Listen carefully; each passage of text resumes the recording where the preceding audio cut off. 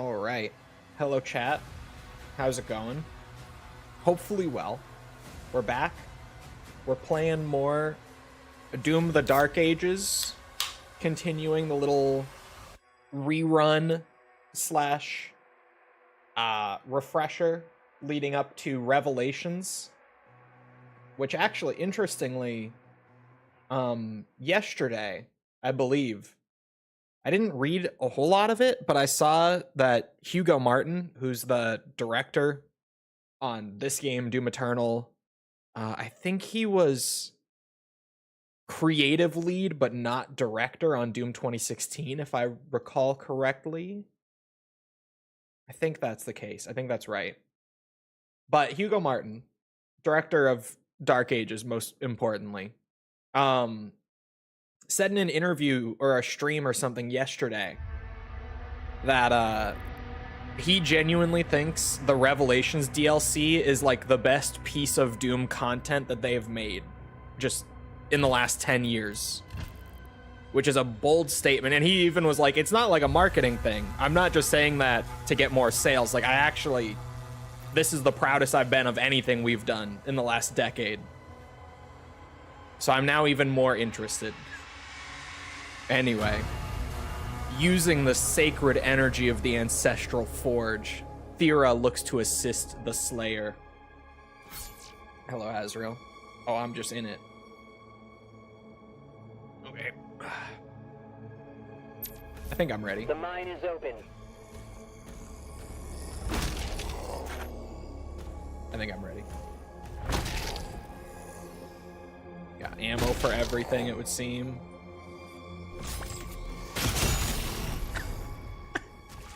That was maybe a bit overkill, but I think it's fine. Secret key already?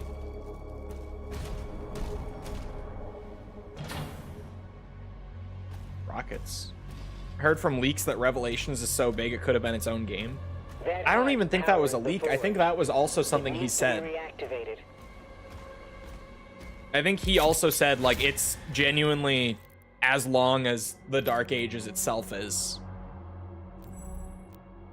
Which is long, if that's true. Am I saving for anything? Oh, no. Gold-wise, I mean. I haven't gotten to upgrading either of these. No, okay, I've gotten a ton of the gold upgrades. I could reduce the recovery time of a flail charge by 5 seconds is a very lame first upgrade. Demons hit by the flail are scorched and drop armor. How much do I need to spend for that? I can afford it? Okay. It's flail time. I'm moving on. It's happening. Just for that. My melee also replenishes armor. Flail strikes deal additional damage to shields and armor.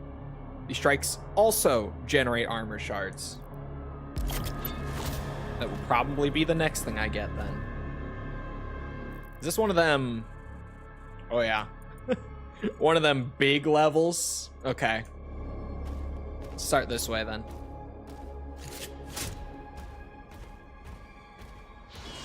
I see you bitches. Oh, that's right. It has such a, like, a lob quality to it. I gotta get warm again. Okay. Oh, my shield. Ow.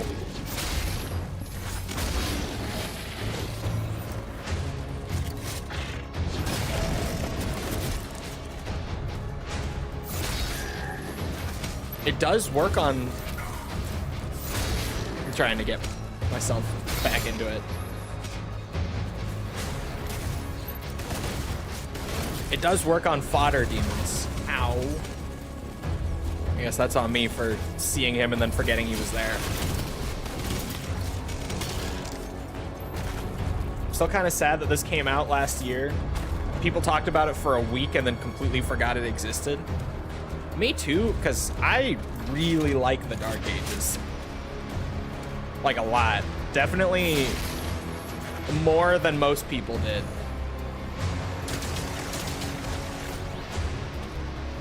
There are things that, like, you know, I wouldn't have done a certain way, for sure.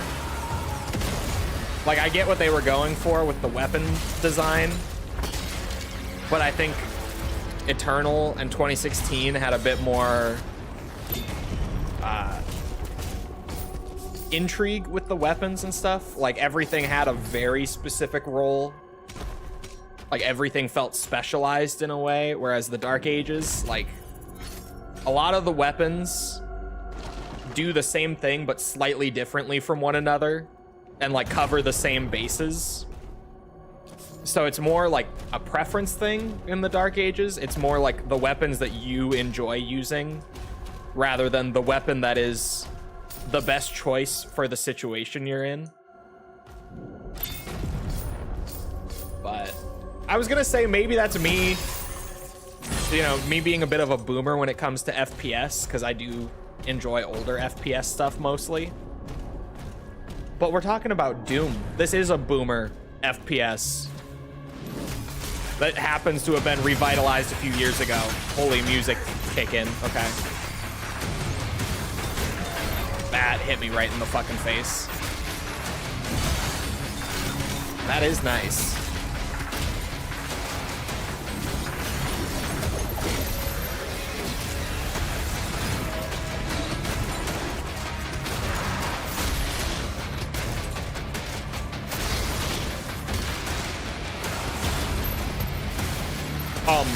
Okay, what are we doing?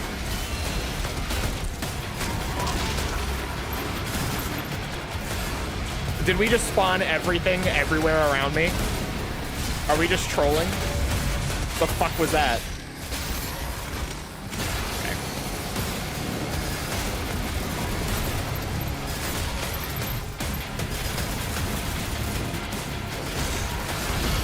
Jesus Christ. The chain gunners.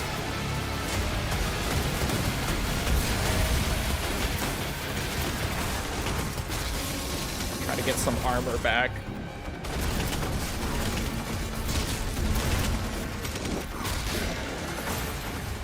That. Oh my god, how am I not dead? I'll take it. I should be dead. Absolutely. This game feels like it has like a very generous grace system that kicks in when you're near death, even on Nightmare. Where it'll be like, okay, as long as you don't get hit while you're at like 5 HP or lower, you're not gonna die. I don't know if it's just me being crazy, but it feels that way for sure.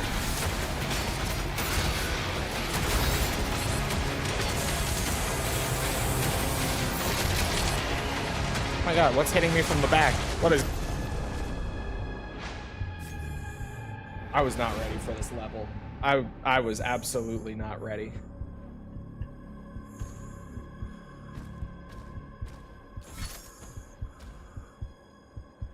Franchise is good. As Doom dies and we get news that the studio is getting shuttered, people will start acting like it was such a good game. I don't know why it died. Yeah, we do a little modern gaming cycle. First game of Evo is DOA 6. Bro, okay, what is the deal with the DOA re-release? Because I heard it was happening and that they delisted DOA 6, right? And put up like the newer version that was a little more expensive. But everyone was like, okay, well they're renewing DOA for like new stuff. Surely.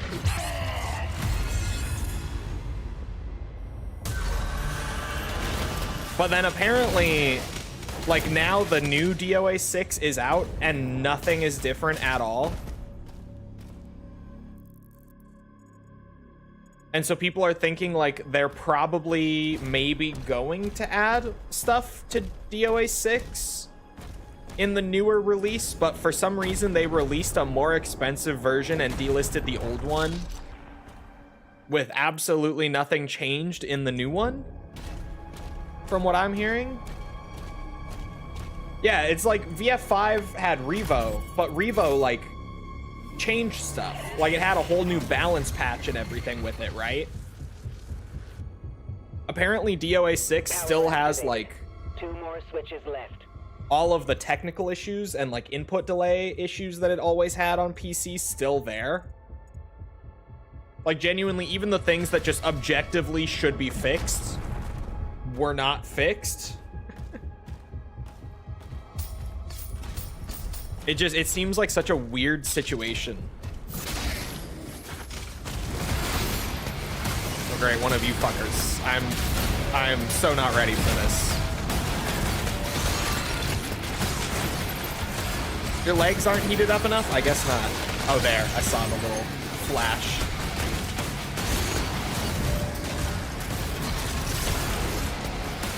Oh my.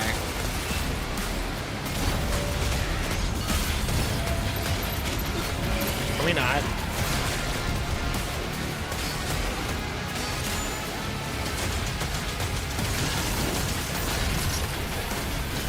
Oh, I was so early.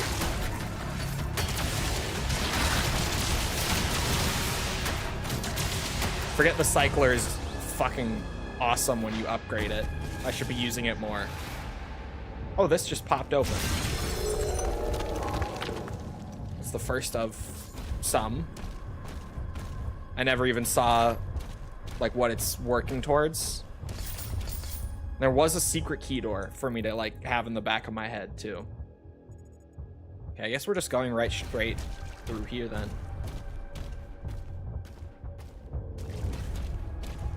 They added the DLC that got delisted in the original, and they added photo mode. Oh, they did add photo mode? That much I didn't even hear.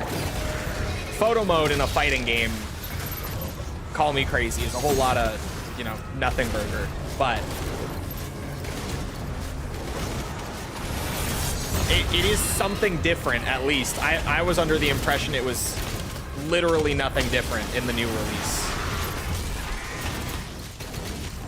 Oh, and I fell off a ledge. Let me just climb back up.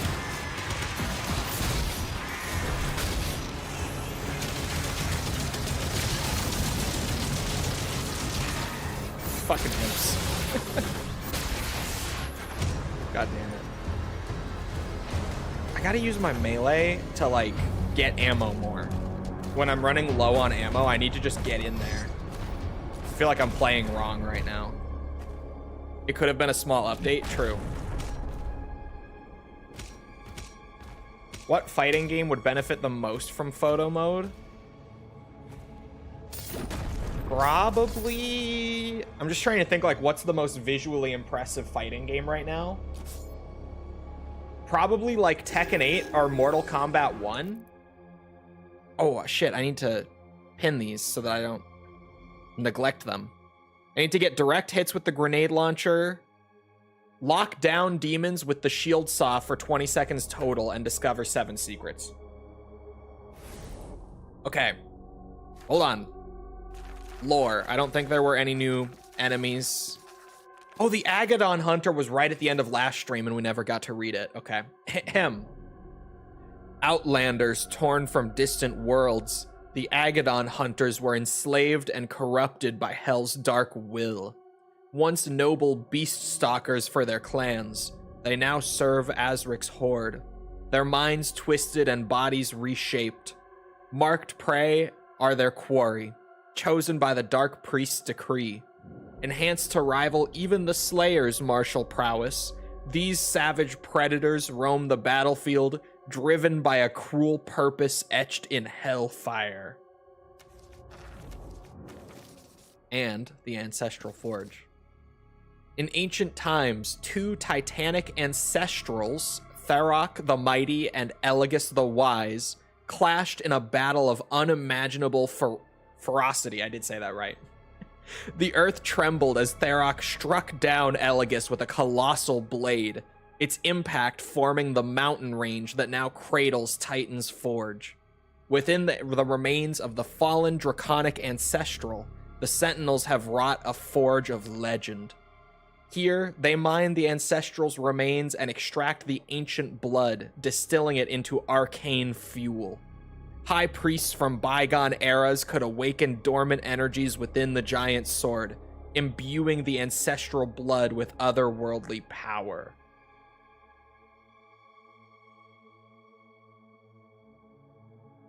MK1 would definitely benefit from photo mode, especially if we could use it during fatalities and stuff. Yeah, I was just trying to think, like, what are the best looking fighting games? And it's probably Tekken 8 or MK1. Like, at least just, like I said, like, most visually impressive, not even, like, you know, some fighting games have crazy art styles, but, like, their graphics aren't that great. I'm purely thinking graphics on that one. I guess it would just be MK1, but MK1 has that pet peeve of mine with a lot of modern games that, like, a lot of them do look good, but they're held back by, what's that?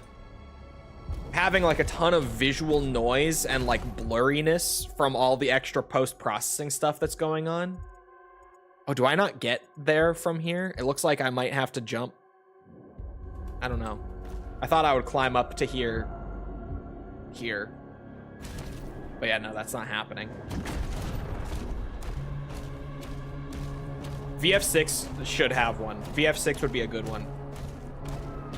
Especially with, like, how precise all the hitboxes and stuff are in VF. And that game looking as good as it does. All right, we're just going for it. Two birds with one stone, right?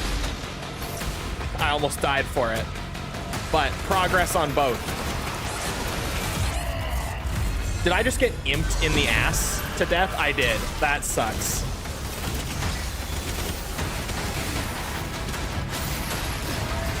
Aha!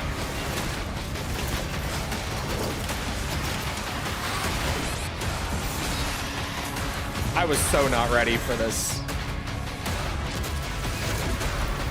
I think we hit that point where things really start to, like, the training wheels come off. I think we're at that point.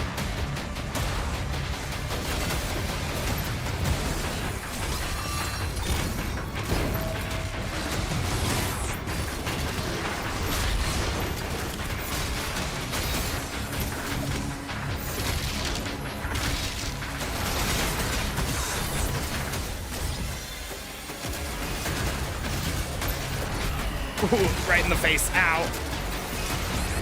Okay, put that away. I'm gonna kill myself with it.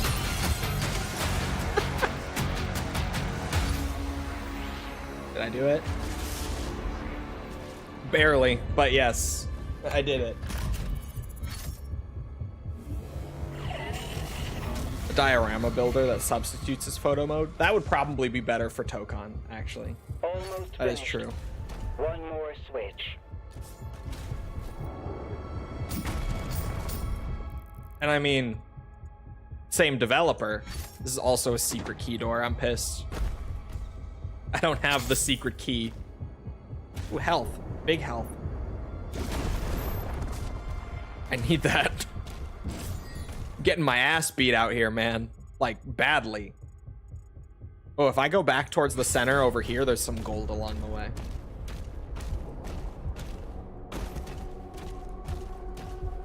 Alright, grenade launcher challenge is done. I now just have to, like, actually remember to stun things with my shield, which is probably something I need to remember more in general. Beyond even just this challenge.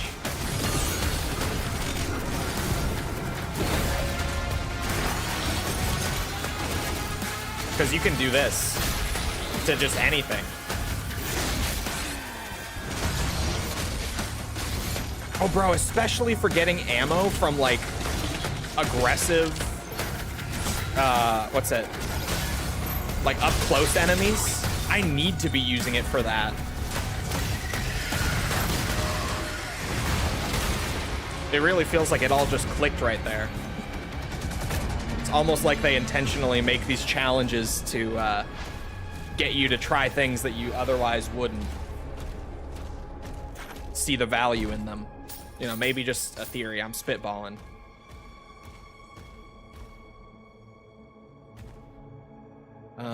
Is that... Did I get 2 of them? I only remember finding 1. Payday 3 did so bad, they don't even want to invest in it anymore. Hold on, let me look at the player count difference, because I saw that, and I was curious, but I forgot to look. I know Payday 3, I think, averages like 1,000 players a day. Yeah. Yeah. Payday 3 typically hits a daily peak of about 1,000 players, like right on the mark. I shit you not. Payday 2 averages a daily peak of 33,000. Still.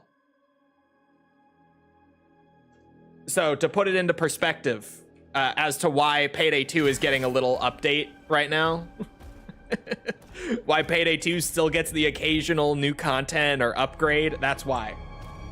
It's because it is literally 30 times more successful even now than Payday 3. And like, Payday 3, I've heard, has gotten a lot better. I haven't gone back to check it out. Like, since pretty soon after it came out, I really haven't gone back. But I never hated Payday 3. I just never loved it the way that I loved 2. Like, I think Payday 3 was still super fun. It didn't have a whole lot of content, and I thought some of the gameplay decisions were not exactly what I would have done. But I still really enjoyed it. It just, Payday 2 is legendary. It was going to be hard to top that regardless, you know? And they don't want to just make Payday 2 again, because like people already have Payday 2 and played it for 10 years, right? Like, I get that they were trying to change it so that it could feel new and not just like more Payday 2. But I wasn't a big fan of a lot of what they did with Payday 3. The year of all old games getting new characters. Hey, man. They figured out that they can just do that. Secret key required. This secret key is gonna open up half the goddamn map at this point. For real. It's gonna open up everything. This one key.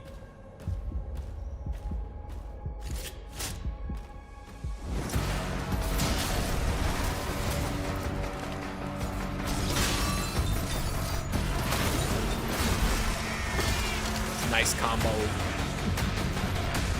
I felt a little too ballsy there, but it worked.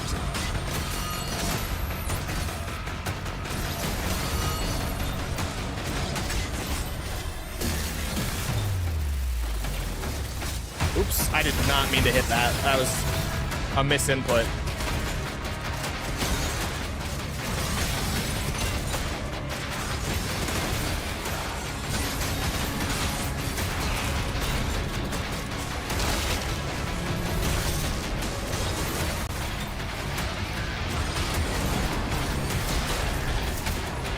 Oh, shit.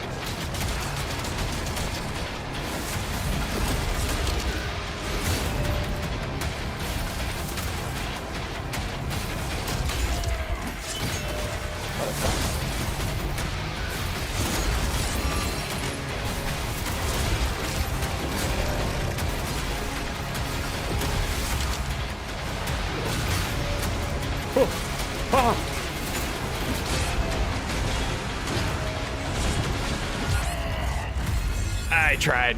Fuck.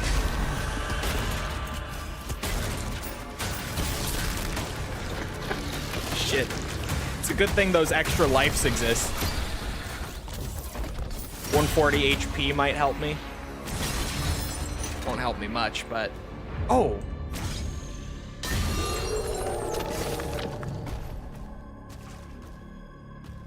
Oh, okay, okay. I am still missing one. Earlier, I was confused by that. Got it. DOA 7 better be good. I've never been huge on DOA either, but DOA has such a good, like... how do I... Pure fun factor to it. DOA has some crazy shit, but DOA 6 was missing a lot of that. Like, that was part of why a lot of people didn't really vibe with 6. They just didn't really do much of that in 6. Because DOA has always had the crazy shit, like Izuna dropping someone off of a fucking skyscraper, right? And 6 just kind of didn't have much of that.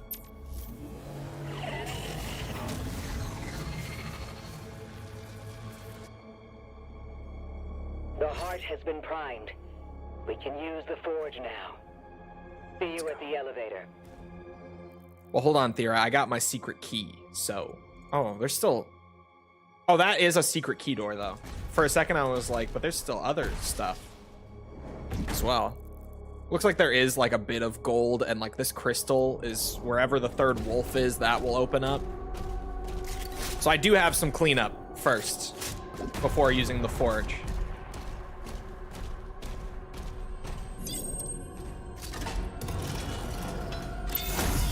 Oh, I thought this was like 2 sides of one secret. Those are 2 separate secrets. That's the last wolf statue in there. Hold on. And these crystals, I don't remember what they're called, but they're like the currency that gets you the big mega upgrade at the end of most weapons progressions. Like the ultimate upgrade. And I'm definitely getting the combat shotgun one ASAP. Oh!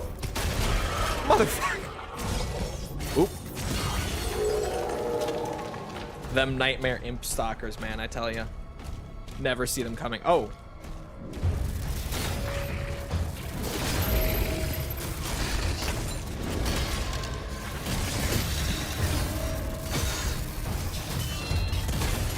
Okay. Well, that was just me being dumb. Oh, right. The entire purpose of that kind of projectile is to block your shield. I forget so easily. The loyal Cholsters. Yeah. Yeah, the additional armor damage on the flail. Good. And then what's this gonna be? / cost. Oh, rubies. Every flail strike also scorches nearby demons and causes them to drop armor. Bro, that's gonna be a godly upgrade. I didn't go get that crystal yet. That was over this way. You know who else was loyal? Ripwig. He's still out there somewhere, probably. Oh no. Oh, not a hunter.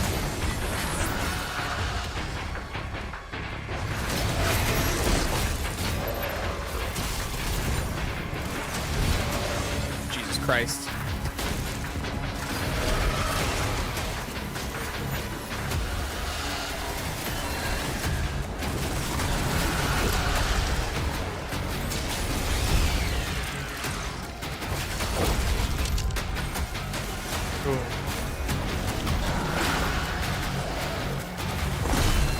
Fuck. Oh no. Hey.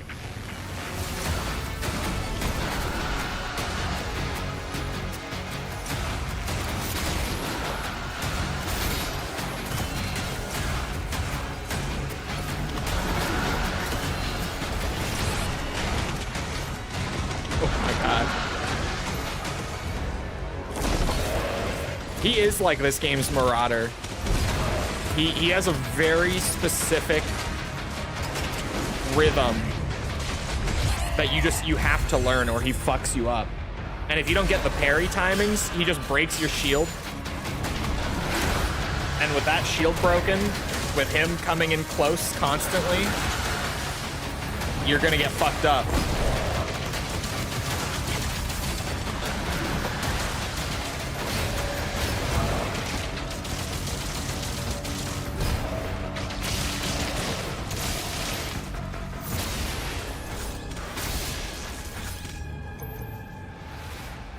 Alright. Well, I'm out of all those little extra lives, chat, so it's time to lock it in. Oh my god, why did all of you spawn here now? Could we stop giving me more enemies for every little thing? I'm struggling, man.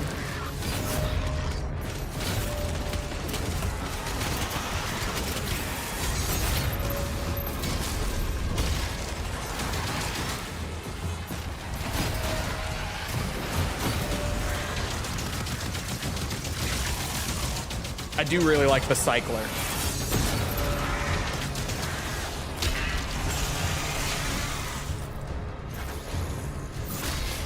I do need to use the cycler more. It's so nice.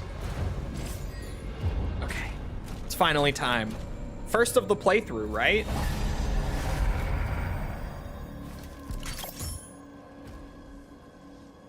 Wraithstone is what they're called.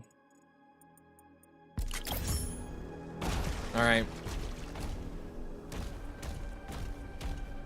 Don't talk to disloyal Cholsters.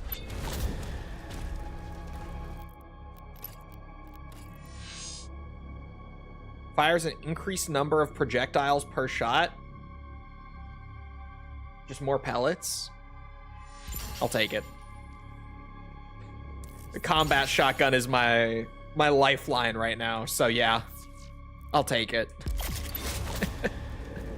Even though it's not the most impressive, like, final upgrade, I'm probably gonna need it.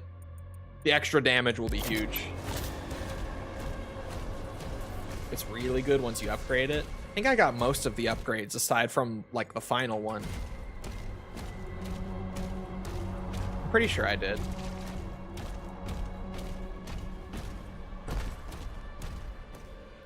Right, this one was weird. You have to, like, go all the way up there. That's right.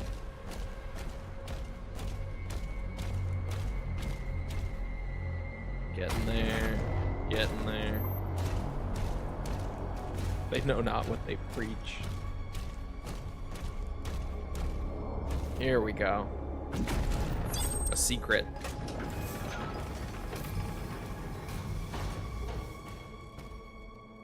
Oh. Is there nothing right there? Okay. Oh. Jesus Christ. Escape one Chipotle ad, get hit with another. At least I can do that to them now. It's Evo season. Hey, man. If you watch Evo, you better be watching it with a nice bag of Chipotle. I actually don't like Chipotle anymore. Like, it's not that the food is bad. Well, I guess it kind of is in a way. It's not that the food is, like, offensive to my taste buds, because it's not. But, like, I swear, Chipotle got so hyped up, like, what, 10 years ago? Whenever it was that it first, like, really got popular, because it was awesome. And I swear, like, around the time that COVID happened, Chipotle just got so bland. Like, genuinely, just, I have not eaten anything from Chipotle in years that has any flavor to it. It's crazy. It just tastes like nothing. And, like, the portion size is good, but it legitimately tastes like nothing. Like, you get a burrito, that shit is 95% rice. Just, and even if you get, like, the brown rice to try to change it up, add a little more flavor compared to, like, white rice, still tastes like nothing. I didn't realize I had nothing else to be spending rubies on. Oh, wait, I guess I don't have that. Okay, never mind. 3 rubies is so much. Holy shit. Is there anything else that I was trying to get rubies pulled together for? I gotta upgrade these. Especially the chain shot. I need up. Yeah, this one I remember being like the upgrade that makes this thing pretty much come online and become useful. The one that insta full charges your next shot every time you parry something makes this like completely different weapon.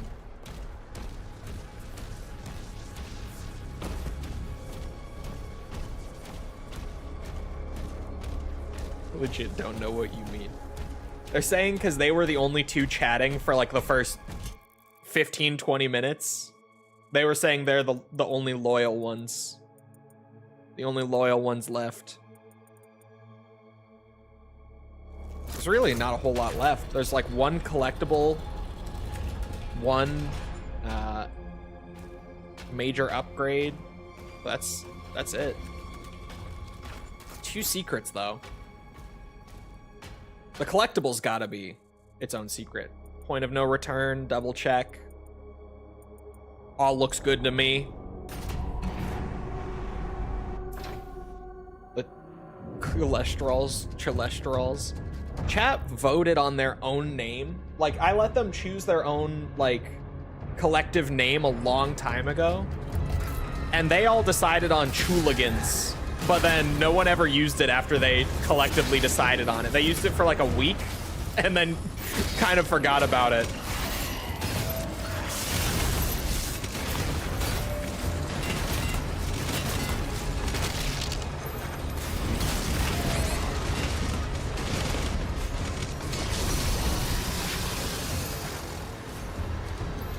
Give me ammo and shield. Chooligans was 10 years ago. Chooligans was like a year or 2 ago. I forgot the degen one that someone came up with. Yeah, the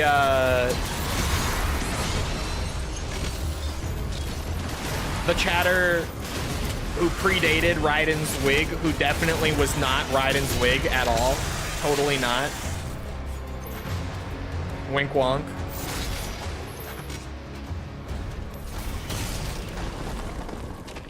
Ooh. Oh, okay.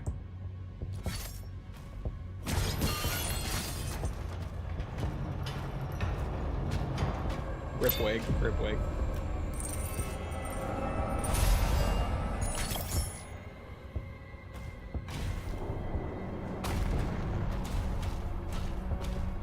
I liked him better the second time around. Yeah, this is like... I feel like this is such forgotten Chole lore to the point where a lot of people probably don't even know it at all.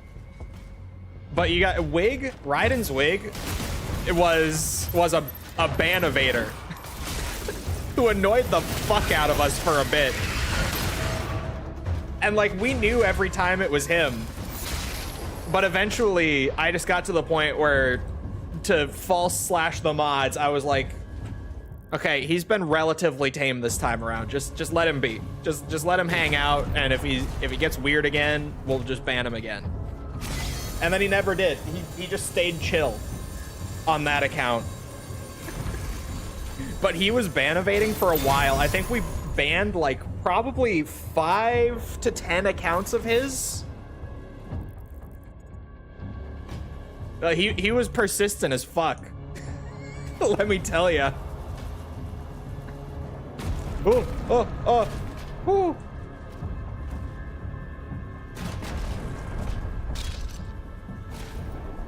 Jesus, he was very persistent. You gotta give it to him. He did not give up. Pour one out for wig. I feel like it's so forgotten to the point where like a lot of people just don't even know if they weren't literally in the streams for it and weren't like, what's it? Paying attention the way that like myself or the mods would have been, right?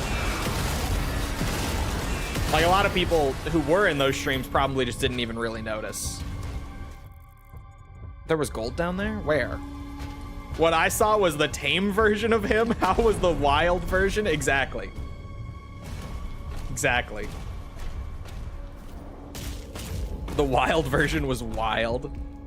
Yeah, the Raiden's wig, who eventually stuck around and who most of you guys know, is the tamed down version of him. Love the fully upgraded shotgun. I just love that the shotgun stays relevant because of the armor pickup, and then the triple shot gives it really good damage too. Like, I don't have my super shotgun maxed out, but honestly, it feels like the super shotgun just is not as useful in this game. Which is weird, because like the super shotgun is amazing in this game. It can like pretty much one-shot a bunch of enemies. It can like insta-break almost all the armor that's not on like buffed enemies. It feels, looks, and sounds like that. But weirdly, I struggle to find much reason to pull out the super shotgun a lot of the time playing this game. I tend to just use the combat shotgun. There's the lore.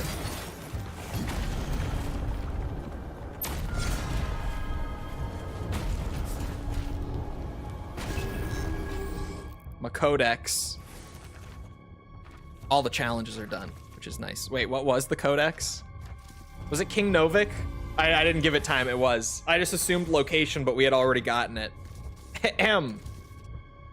King Novik has ruled for over 40 years, marking him as the longest reigning monarch in Sentinel history.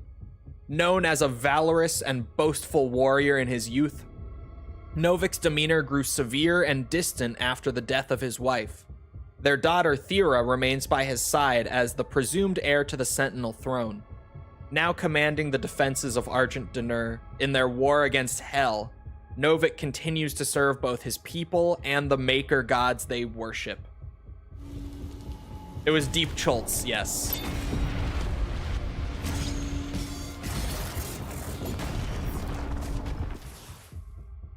It was Deep Chultz.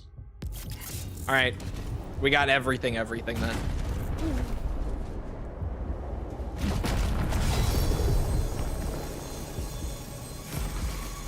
So Novik got nerfed after his wife died? Yes.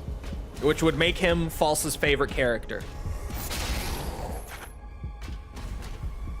If you've ever spent much time in a False stream, you may have noticed any fictional character who falls into the category of wife guy is always immediately her favorite.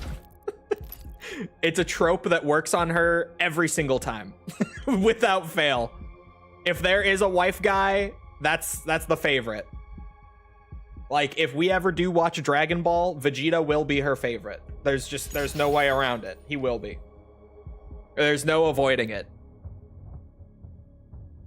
Thought you was gonna say widow? No. No.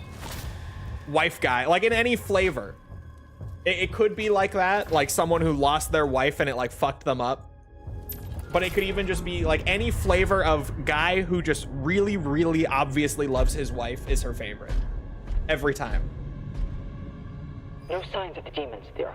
Hey, I'm scared, but I'm aroused. We won't have much time. I'd be scaroused standing next to him too. Sorry.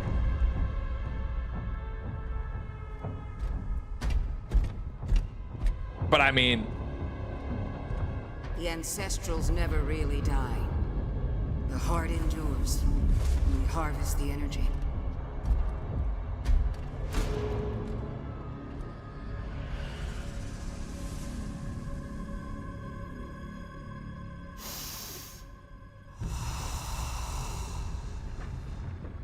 Svara. Nim unvek anme. Veseque. Svara. Nim unvek anme. Veseque.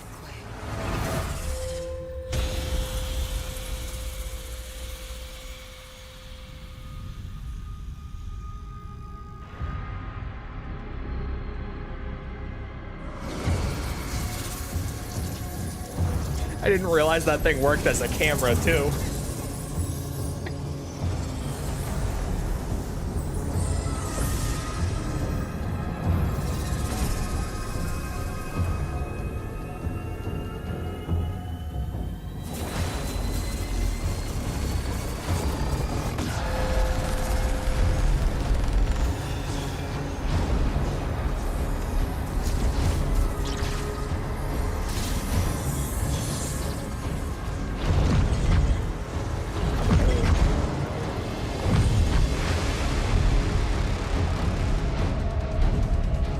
How fucking crazy is Doom lore?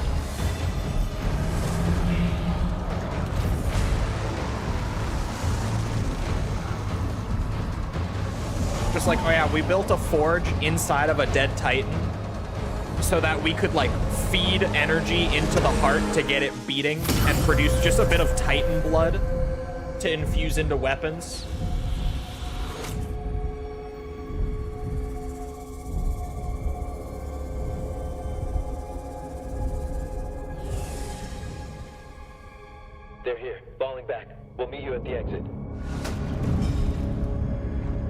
infused shield.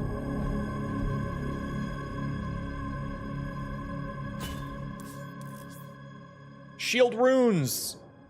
I forgot that this whole system hadn't even opened up yet. Oh my god, okay. Parrying Hell Surge projectiles will now activate the power of a shield rune. You have been granted the power of the Ground Fisher. The Ground Fisher creates a linear... I can read. A linear, damaging ground attack that will also interrupt enemies. Shield runes. And they have their own upgrade trees and everything.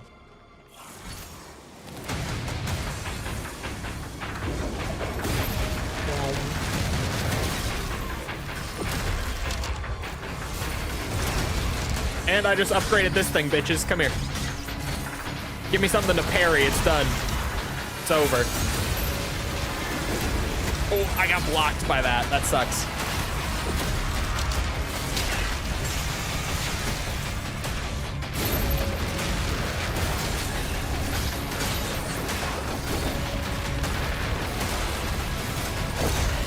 That hit me. Ow.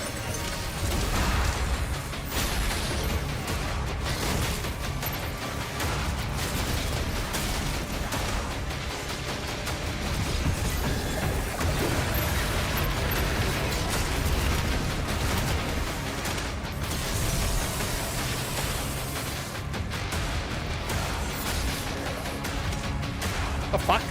He lived. That imp just tanked the flail to the face. I knew I wasn't crazy.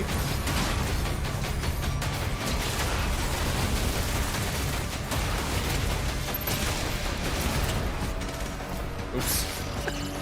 I don't have the shield thing ready.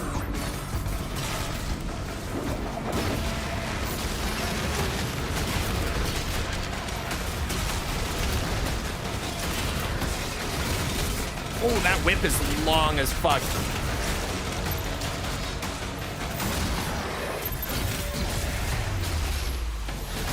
I'm a little lost in the chaos right now. It's happening.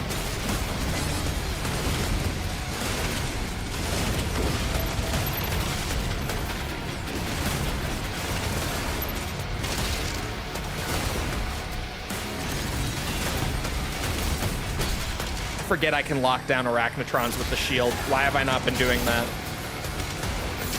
I hate them so much. Why have I not just been throwing the shield at them?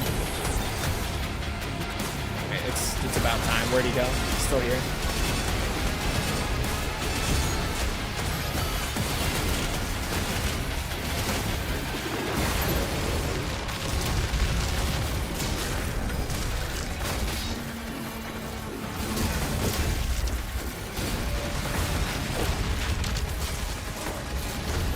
Damn it. Just trying to bait it.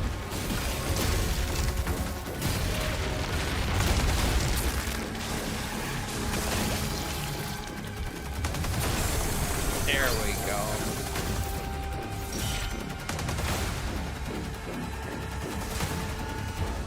I genuinely believe the Doomslayer is the most powerful being in all of fiction.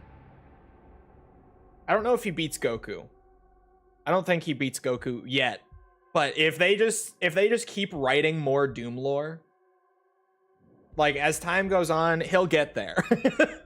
He'll get to that point. I don't think he's there yet. Kirby might also beat him. That's true, actually.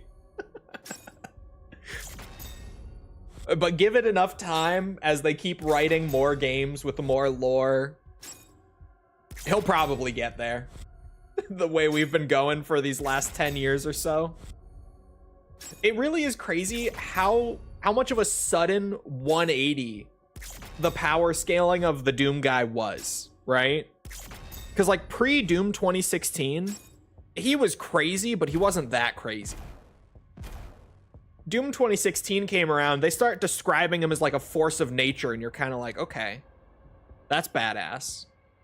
Doom Eternal comes around, he's even more of a force of nature. The Dark Ages comes around. He's basically just demigod at this point.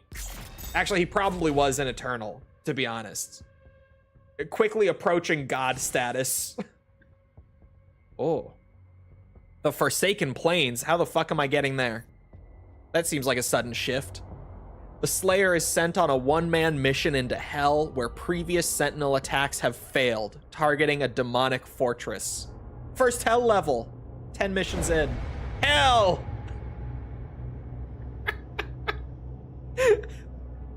I wasn't ready for it.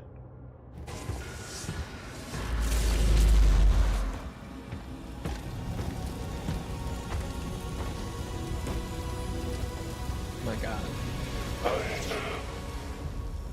I can help you target her location. And the Slayers, using the tether. Yes, that would be most useful.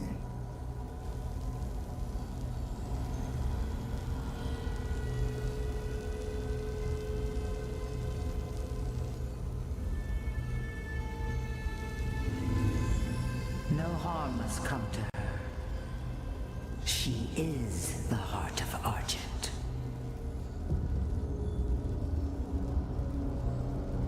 Then why didn't she use her sorcery against us? The true scope of that human's power is unknown to her.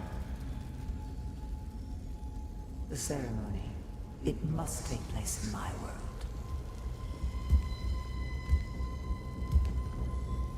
What do you mean, first difficulty spike? Of course. The heart is found.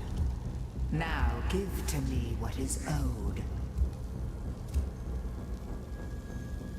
Return our god to us. Close the gate.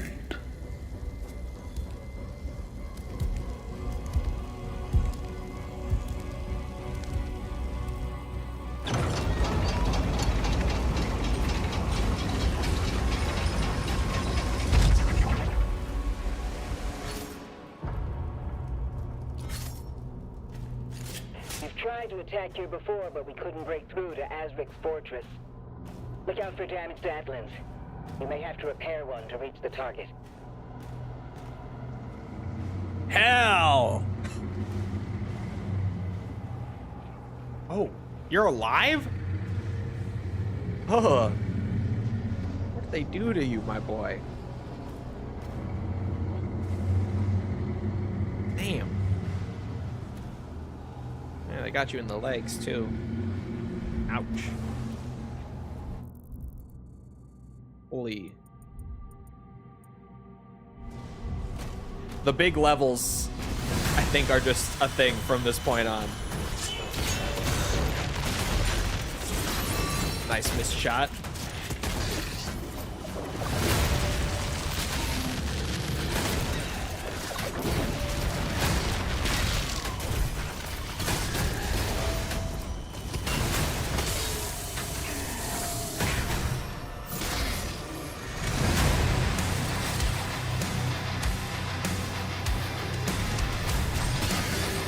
This is hell music. Can't you hear it? We're in hell.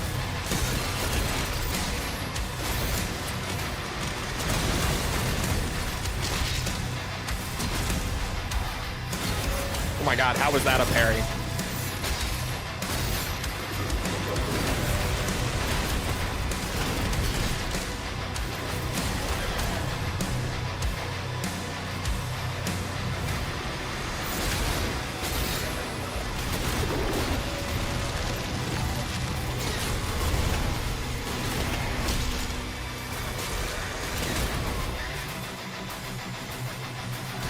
Thank you for the follow on Twitch.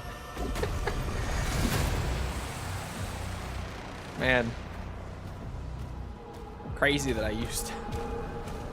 I'll be getting back on dual streaming probably at this rate just when I move again, to be totally frank. Like, this ISP has been legitimately impossible to deal with beyond the process of getting like signed up on a plan. Like, as soon as we were on a plan, I can't even get a human being to speak to. At all. It's crazy. Will you hit the Twitch economy? Probably not at first, just to get people over to it. You give me the rocket launcher and you kick in the riff? Hold on. Rocket launcher fires slow projectiles that explode and deal heavy damage on contact. Using it at close range can be risky, as explosions will also damage you. Second of the launcher class, mate. Rocket launcher!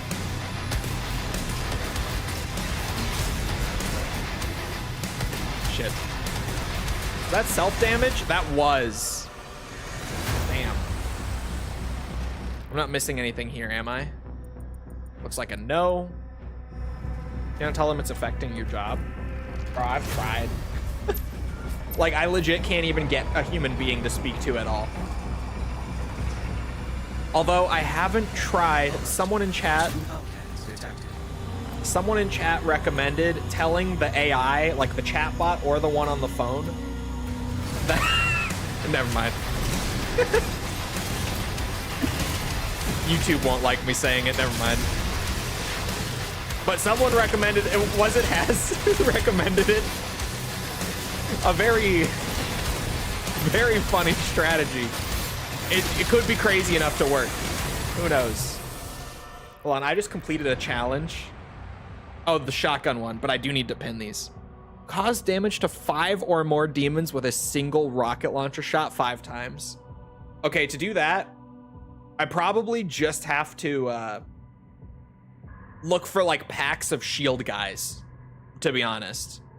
2 gore nests I think will just happen as we go through the level, and then use ground fisher to hit 25 demons. We'll be clear to get one of those. I was just gonna say, did I not pin those? Updating markers. Ask Kaz about his DMC2 strats. I should ask about those. He's probably got great strats since it's easy for him. Oh, it's locked from the other side, eh?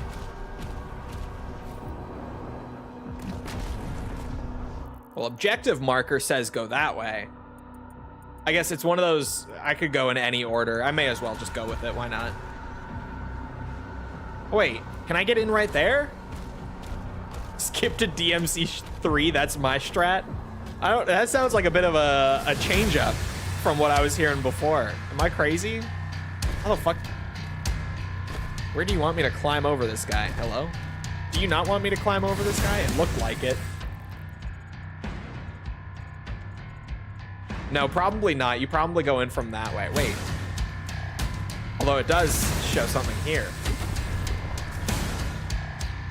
Quitting YouTube streaming? No. No. YouTube does better for Twitch than, or does better than Twitch for me. That's what I was trying to say. How many is 4 zombies and an imp stalker? Let's go. Let's go.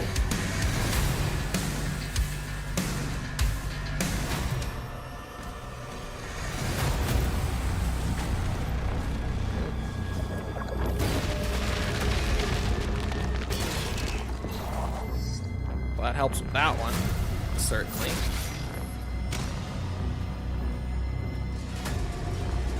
You're not streaming on Twitch now? No. No, I've been only streaming on YouTube for like the last month because of the ISP stuff that I just can't seem to get worked out. Is that open from the other side? Remember when I said I was gonna go with the objective marker? Got drawn down this way instead.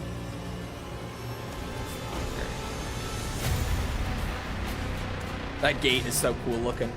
That is crazy. Ooh, armor bits. Could use those now.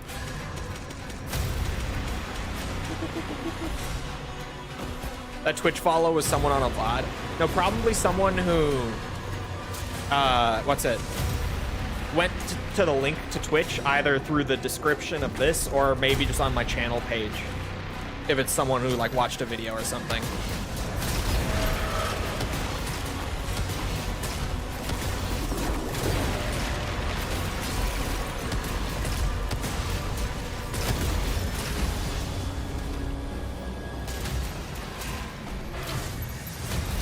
Bitch. There.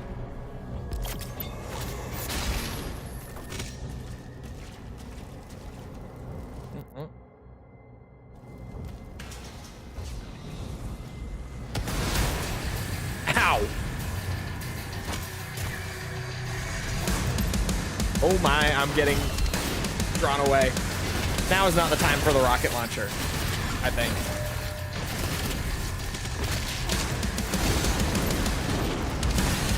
Nice projectiles.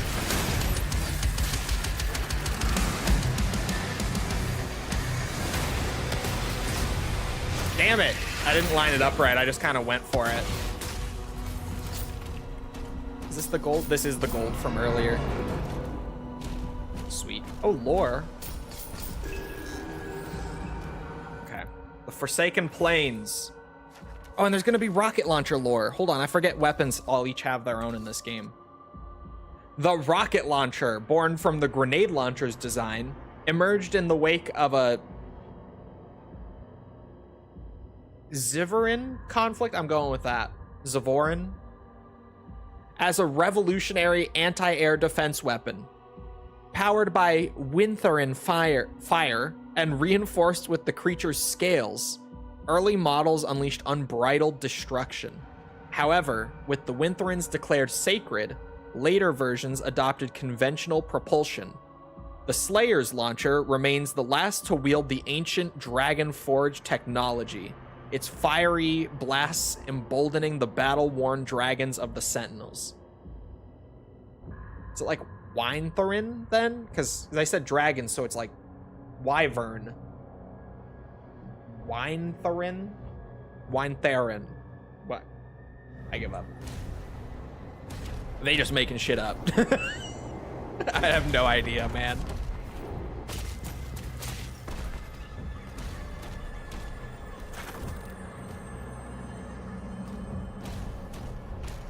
Chat without a stream on. Yeah, Twitch just has like chat enabled for your channel, whereas YouTube creates a live chat for each individual stream.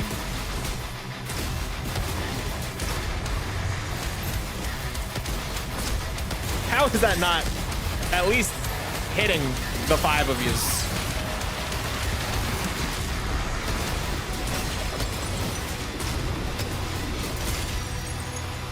Oh wait. Oh my god, I'm gonna die for this. Because I'm trying to like wrap my head around it. It's a rocket launcher. Drop the rocket behind them instead of like straight into them. I figured it would count hitting the shields, but clearly not.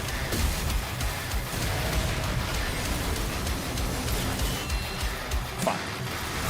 Woo. Oh my god, just in time.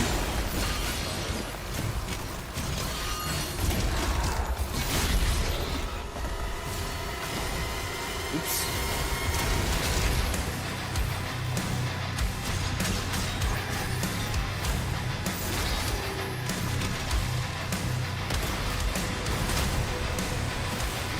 That still wasn't 5.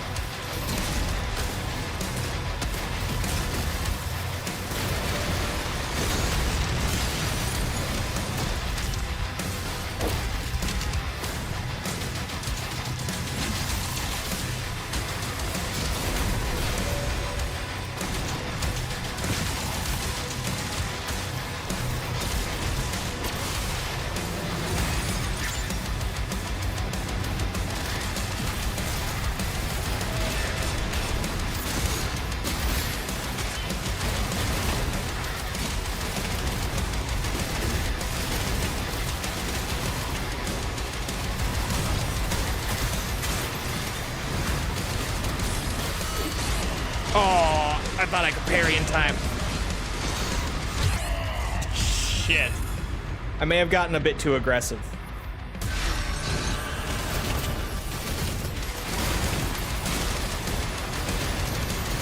Oh, it's these two assholes doing it.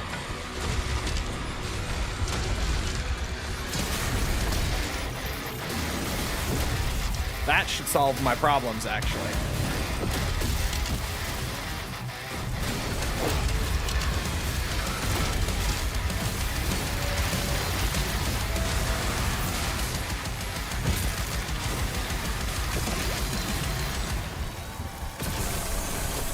There we go.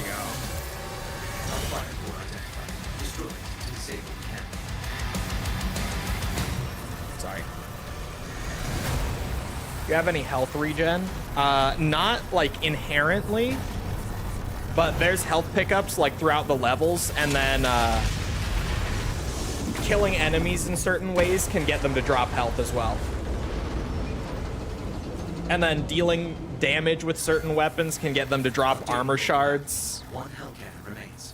Dealing damage with the melee weapons can get them to drop ammo. Like, there's sort of an economy to it. I'm just now realizing I forgot to read this. I don't know why that randomly registered, but I did forget to read this. The Abyssal Keep was raised in the shadow of forgotten ages and shaped by the enslaved remains of Hell's vanquished, a grim tapestry of agony and despair. It has served as the seat of only the most formidable lords of Hell, a throne won through blood and treachery. Now it is the domain of Azric, whose cunning has solidified his rule. At the war's dawn, Novik led an assault against the keep, but underestimated the prince's tactical brilliance, a departure from the brutish rulers of Hell's past. The Sentinels, battered and outmatched, abandoned their mission and left the keep an unassailable bastion of Hell's dominion.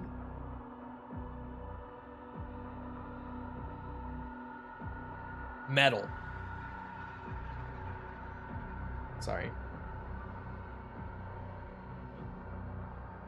Okay. Sorry.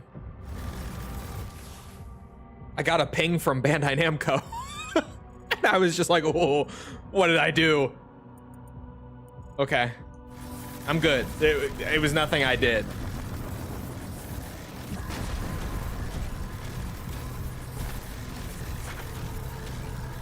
It was them informing me of something that I don't really care about. But that scared the shit out of me. Is it Ace Combat? Nothing Ace Combat. No. You guys know what's funny?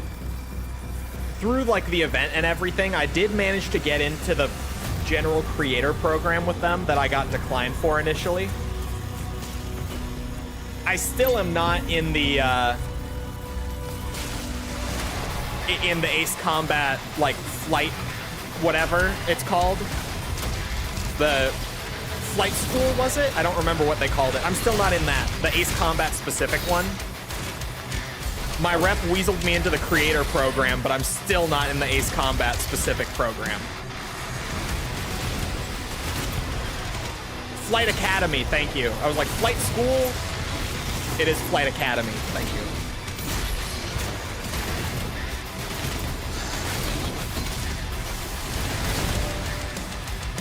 Oh my God, dude.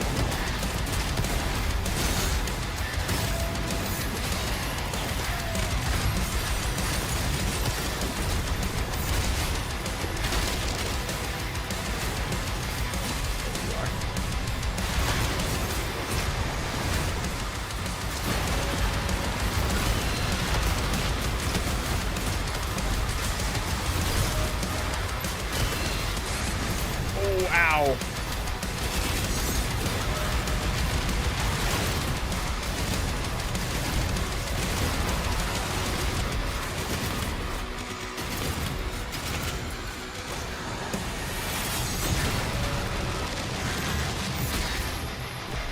Can you... You cannot shield stun a Revenant.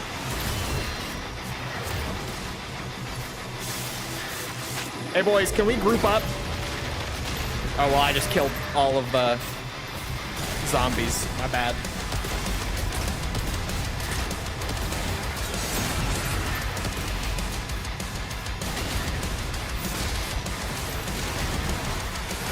I think I am gonna have to like really go out of my way for this rocket challenge.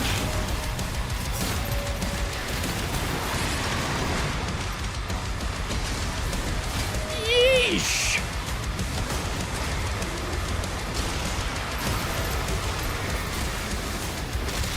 Better.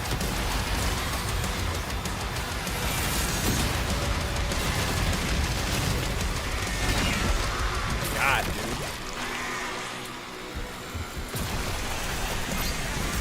I'll take the max ammo. Oh, holy fuck. That was a really tight space with all of those enemies.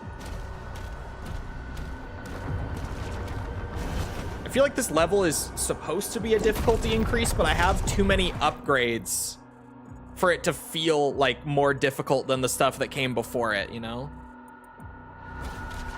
And maybe that's because I am meticulous about getting all the upgrades, but I feel like I've outscaled the difficulty curve somewhat. Particularly with the shotgun. The shotgun is nuts. Very nice. How do I get there? Oh my god, I see how I get there. Can I afford anything?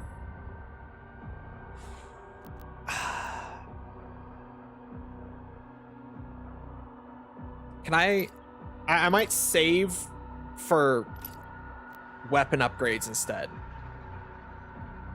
Every third direct hit with the rocket launcher drops cluster grenades? Ooh. That actually, or sorry, not rocket launcher, grenade launcher. So I'd have to do a little more lobbing, but that looks great. That looks really good. Parrying a Hell Surge attack temporarily causes self-damage to heal you. Okay. That's just insane. That's just ridiculous. I will gladly use it when I get the gold for it. I would also like that grenade launcher. The cluster bombs seem fun. I didn't look ahead, but we're getting everything anyway. How's that investigation on the one channel going? I don't know. It's kind of all his thing now. Like, I'm not really a part of it anymore. My job is done, you know?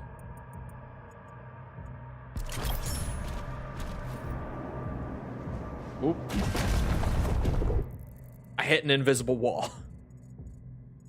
Okay, yeah, I do just have to loop back here and then head over this way somewhere.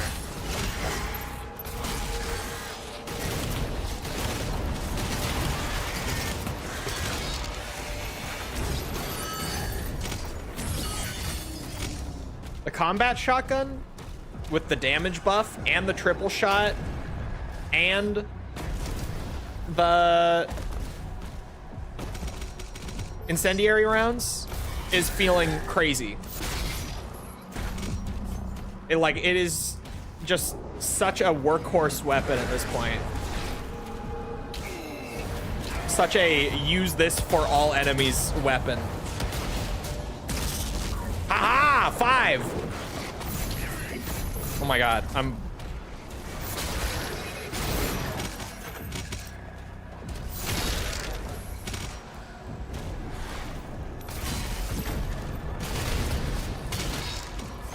still steadily getting 50k plus views in his videos. Speaking of views, completely unrelated, but I sent this to False this morning because it was funny. My Streets of Kamurocho video is about to pass my Yakuza 7 video in views.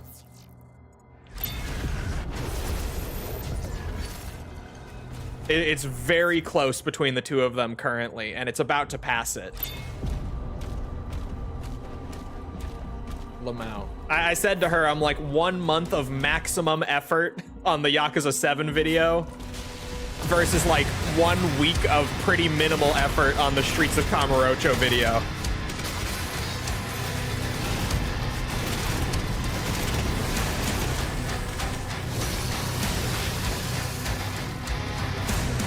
What if I don't want to go that way? What if I want to go this way? Music stops. Wonderful. So there's clearly a secret here. I hate that mine thing that they do. There. Might be your most controversial video. I mean, it really hasn't been. Like, there are things that some people disagree with in it, for sure, but no more than like an average video of mine.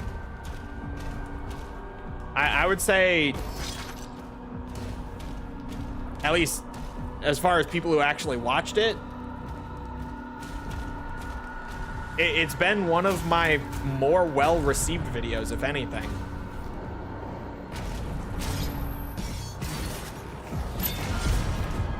Didn't discover Lao Kalong. I did not discover Lao Kalong.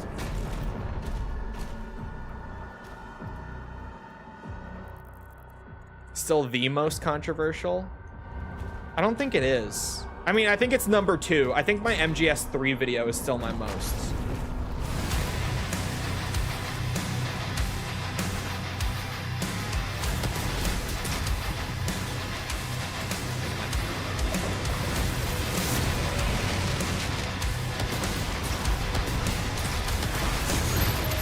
It's impossible to hit 5, man, I swear. The radius is just not built for it.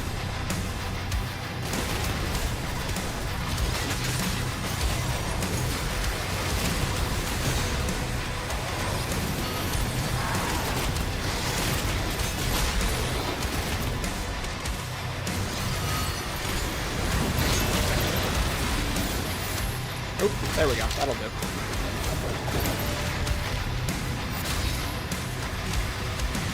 Where's the cyber demon? Oh my god. Oh, there he is. Oh, he's a leader.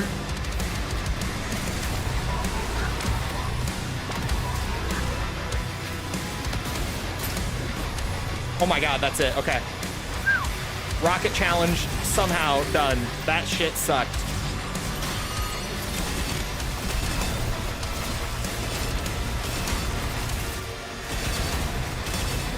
Oh, that's right. This is the... Yeah. I'm sitting here like, bro, I'm getting no damage. Because this is the kind where you have to go kill everything else before you can actually damage them.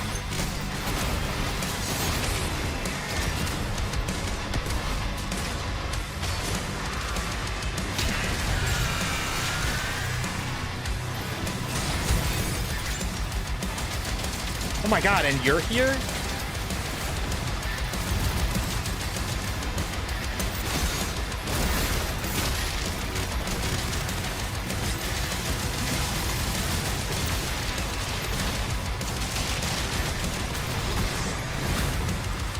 I don't have a melee charge. There. I would normally flail to overheat the shield, but I couldn't.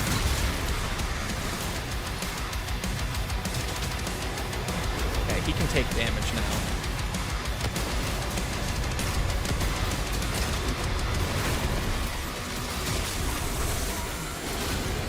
Fuck's sake.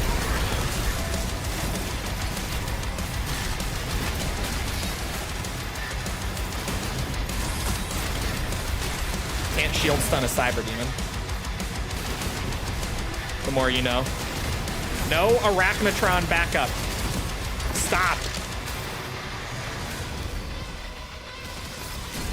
Woohoo.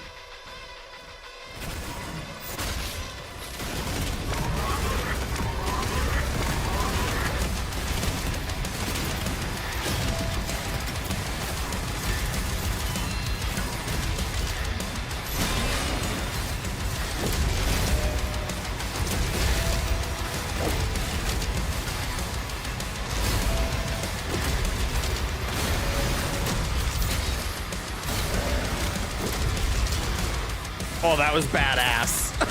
That was so badass. I love the chain shot. Once it has that upgrade that instantly fully charges it whenever you hit a parry. That makes it so fun to just like do a little melee duel with it. Like parry, boom, right in the face. That shit is great. I love that. I need more upgrades on the chain shot now. I think I was saving the rubies for it, right? Not this way, this way. Oh. There must be like a gore nest up there I have to hit. Do you think Ichiban is a good character to carry Kiryu's legacy, or do you prefer his RGGO personality? I definitely prefer his RGGO personality. I think he's too much of a departure from the franchise's general tone. For me. I think he's too far separated from what Yakuza typically is. And it's weird because, like, in terms of his character's background and everything, he's not. But just his personality in 7, at least. I haven't played Infinite well, but he was way too silly for my taste. I would like him as like a character who could occasionally come back and like get a game, but I wouldn't want him to like actually be a protagonist that we stick with for like another, I don't know, 4 or 5 numbered games. Like, I like him, but I don't like him that much. I like him more, at least currently, being in a position that where like he's kind of similar to Yagami as a character who just has a couple games.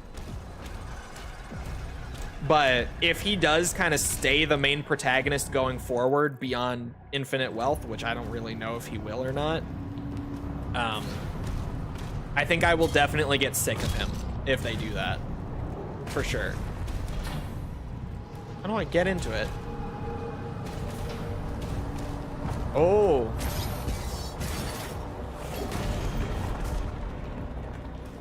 He's a goof and I love him. He is. Like, he's very entertaining, but I would like him more as like a spin-off character, you know? Than like a new main protagonist for the franchise. Stranger Than Heaven ends with Ichiban showing up. I read the script.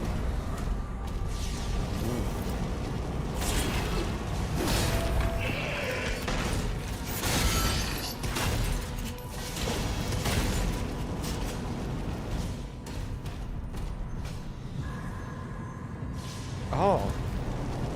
And this is a lot of effort for this secret key. I kind of like it, though.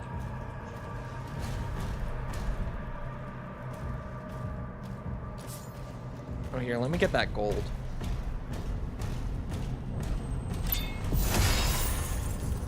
And then I have to go back around anyway. God damn it.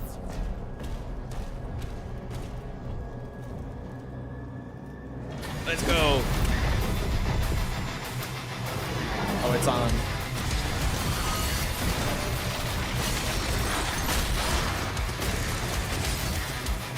Dude. That was an armored one.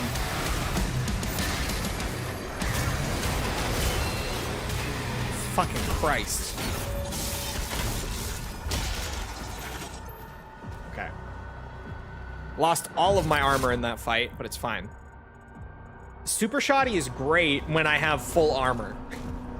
And like, I'm just going to town, going for max damage. It can be crazy with the flail and everything for armor.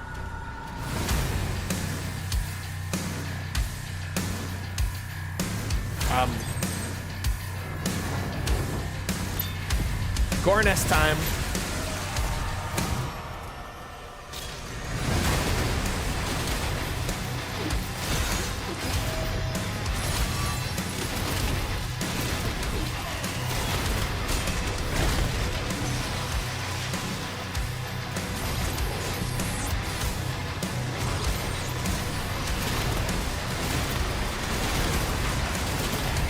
Who's empowering them? Is it gonna be this fucking... Okay, yep, it is. Of course it is. I thought it was an Arachnotron at first, to be fair. But of course it's the chain gunner in the back. Oh. Another? Why? I just killed one.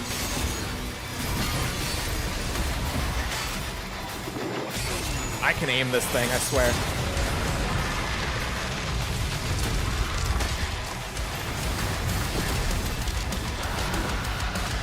This is not a good space for this. What are we doing?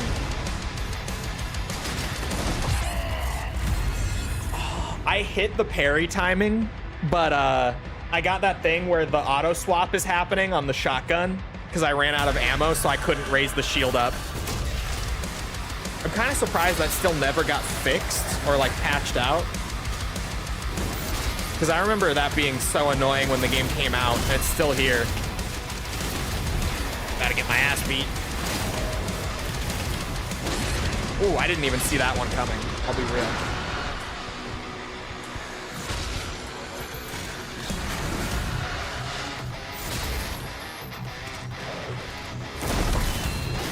That attack is fucked up. Gets me every time.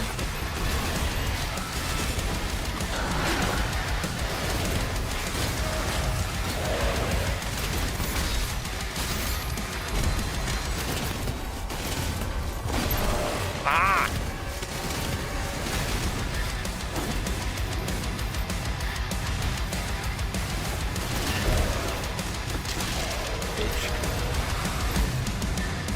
Jesus.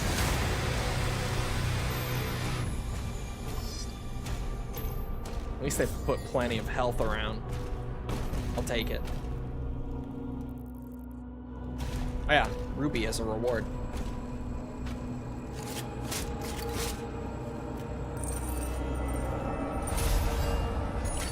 If a character from Stranger Than Heaven returns in a modern game. I saw people sharing around that new Yokoyama interview, speaking of, talking about like Stranger Than Heaven being the first time that they felt really confident to break away from the Like a Dragon IP. And people are like taking it and like spreading it around as if like a Dragon is over. For some reason, when like he doesn't even say anything like that. He's just talking, and like clearly, if you ever played those games and you look at even just the promotional material for Stranger Than Heaven, it is a Like a Dragon spin-off still. It's like Judgment, where it's going to be distinctly its own thing, but still same universe and everything. I don't know why people are spinning this as like him saying that Like a Dragon is over and going forward they're doing something totally different. Because it's just not at all what he said.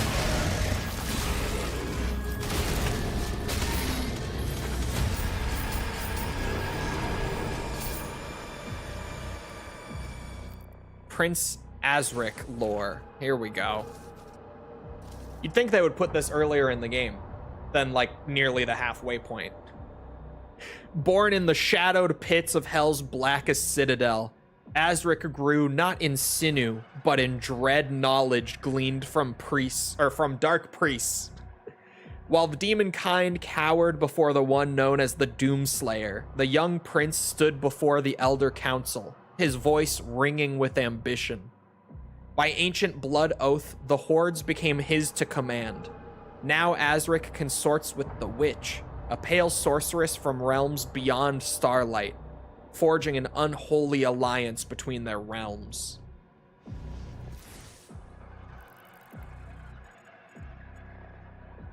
So how the fuck? Oh yeah, there's this whole secret area too. Wait a minute. Gotta go back down there. Pirate setup stuff I don't like. I feel like no one even talks about Pirate Yakuza anymore. I never even hear shit about that game. Talk about a game that like came out and people talked about it for a week and then totally forgot about it. Pirate Yakuza. I never even hear it mentioned. Like in any context, I feel. It never comes up.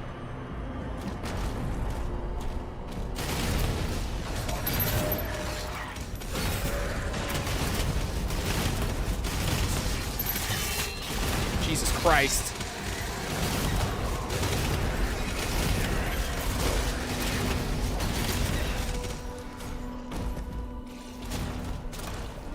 Did incredibly well in terms of copies sold. Yeah, I know that people don't really like it, generally speaking. and I know that it never comes up in like discussion about the series.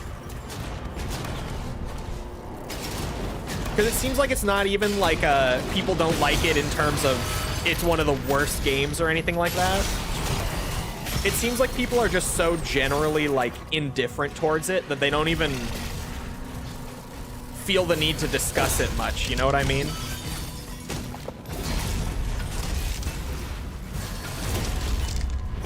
It just never comes up.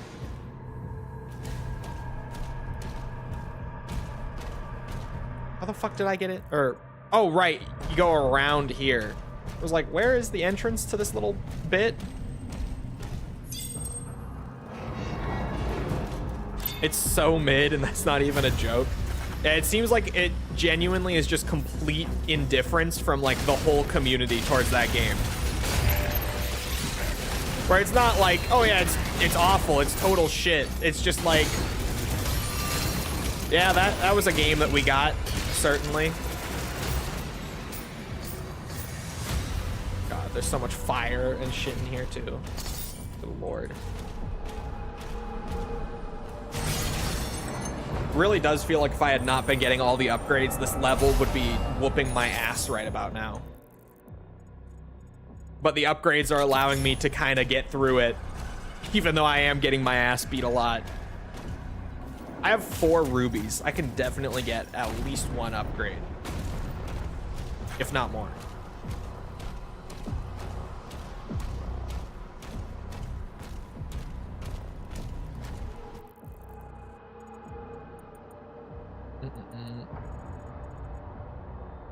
Right. There's this bit. I still don't really know how this opens up.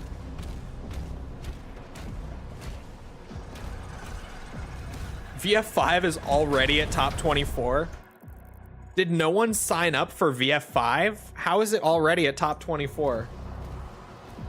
Do you jump across from the ruby spot earlier? Oh my god, I bet you do. Hold on. There's an upgrade machine in there too. I guess not. I mean, I could see it, but that's crazy that they're already at top 24. Like, that genuinely tells me that no one signed up to play VF5 at EVO. That is wild. As much as I would love more chain shot damage to armor, that would be great. Super shotgun increased damage to armor, I think would be better right now. This is like the armor shatterer. Oh, and then the mega super upgrade is also more pellets per shot. So just straight up more damage. Do I have... Oh no, bro, I'm 3 gold short of getting upgrades for the launchers. 3. Ow.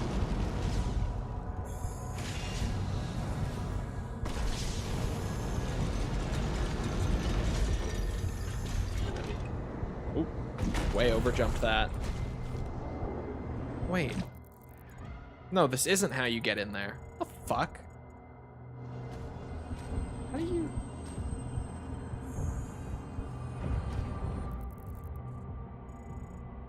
The 20-year-old game or something, but dang.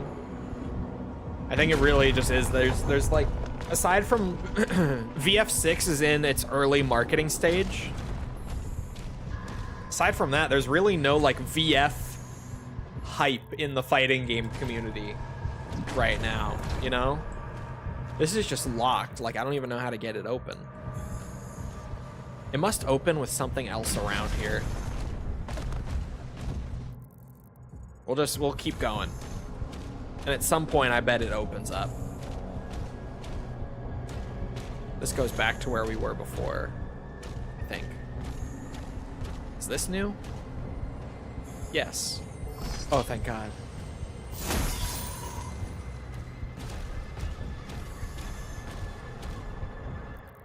Has always been far behind Tekken in other games. It's true, too.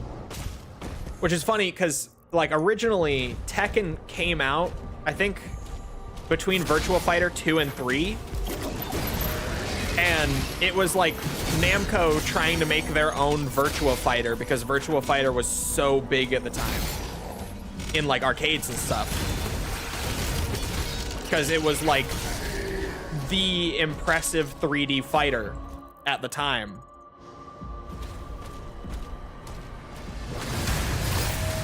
But pretty much since like Tekken 2, because even Tekken 1 wasn't that big of a splash.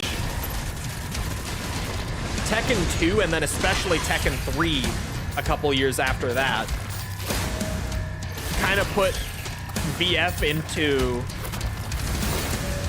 obsolescence that it has not escaped from since the 90s. Where like it has a very strong legacy and it's very respected for what it was in the 90s. But like there hasn't been much VF hype since the 90s.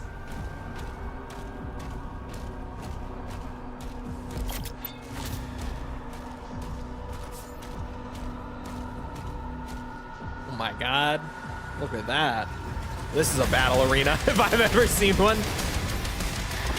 Oh my god, it's a big one too. Okay. Arachnotron's gotta go.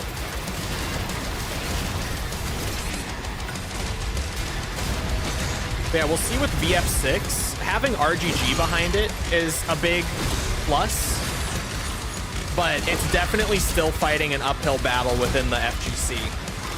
Just in terms of like trying to gain some relevance again. Although, like, what's it? Maximilian Dude does a lot for Virtua Fighter still, in terms of just like trying to keep the name out there and keep bringing up how big of a deal it was back in its day. Like there are some people like him in the community that do still bring up VF a lot and like give it its dues. But it definitely is still fighting an uphill battle.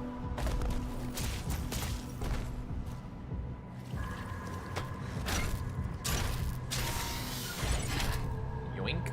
Energy level stable at 92%. Good.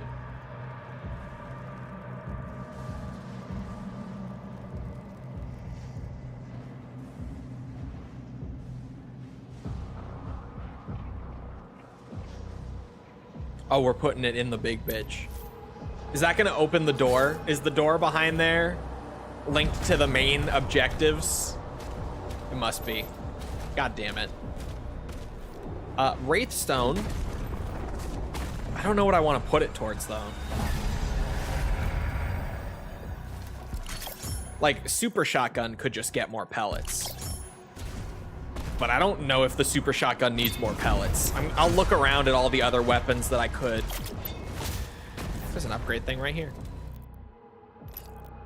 Let's take a peek. Super shotgun could get more pellets per shot.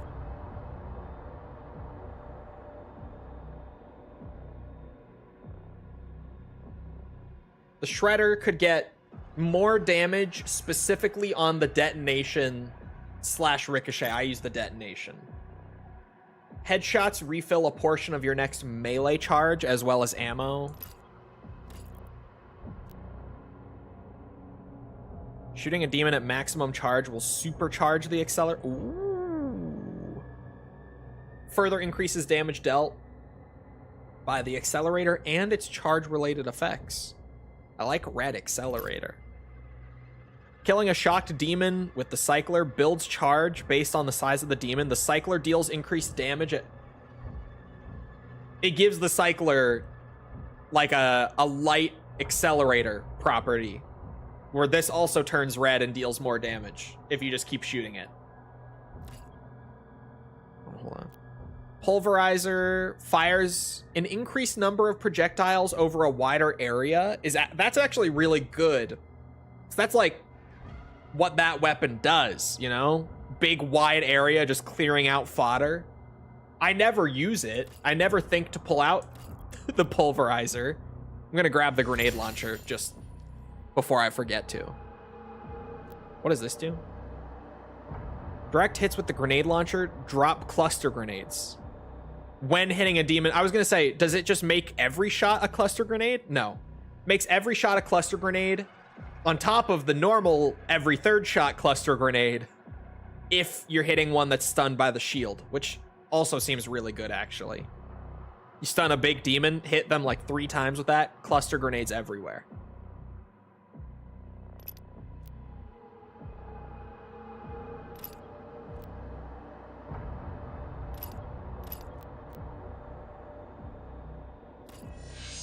I'm gonna put it into the shredder. Hear me out. Only because I'm getting all the upgrades anyway. Eventually.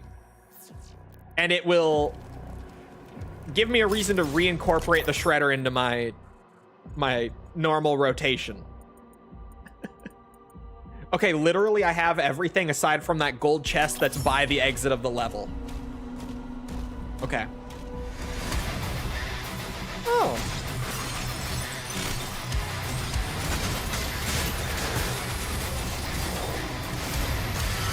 Bad time to... Oh, shit.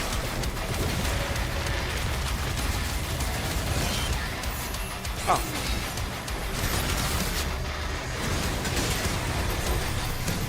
All the health.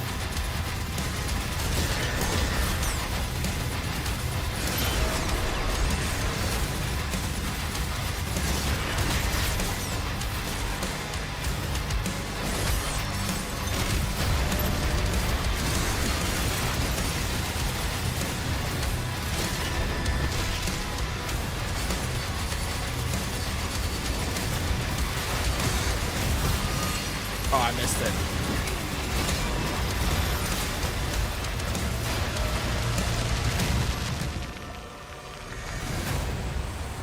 Shredder good when maxed out. Not as great as the combat shotgun, but good. I keep checking the map instinctively. One last gold chest on the way out, but we're done. It's all over. I did it. 100%. For real on this one. No 99%, but I actually got all the upgrades. But something weird was counted as 1%. Actual 100%. Are we getting a mech level? Looking forward to VF6. I'd love for it to set a new standard when it comes to single player content. True. Single player content in fighting games is generally limited to just like a cinematic story where you have normal fights, but with cool cutscenes in between. The VF6 single player looks like actually really good. And it would be awesome if it set more of a standard for like fighting games to try to do more unique, like fully fledged and fleshed out experiences for their single player. But I was just saying the other day, like, Street Fighter 6 World Tour was not my thing. I didn't really click with it. But some people loved Street Fighter 6 World Tour. I just didn't. I really, like, played a few hours of it and then just kind of lost my drive to continue. It just wasn't for me.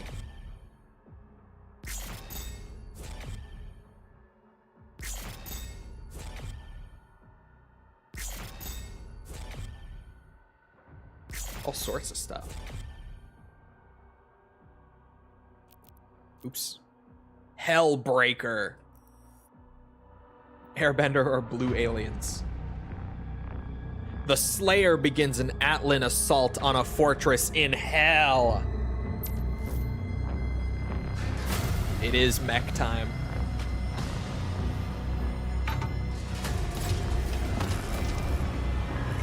Autopilot engaged. Autopilot? In progress. Don't give me pilot.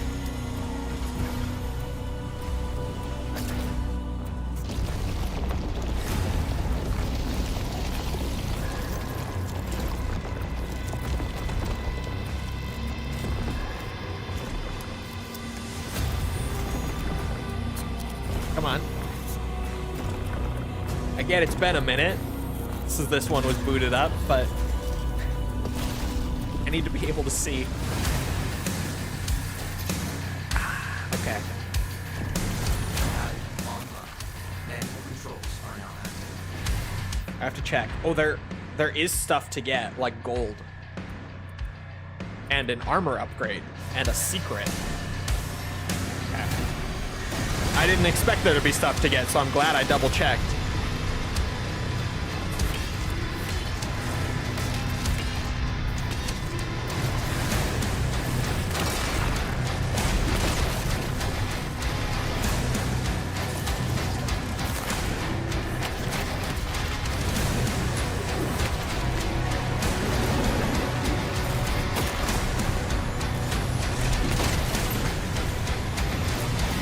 There are challenges. Oh. Execute a perfect dodge 5 times is the only other one. Check this out. Done. Challenge is done. Holy, there are a lot of you.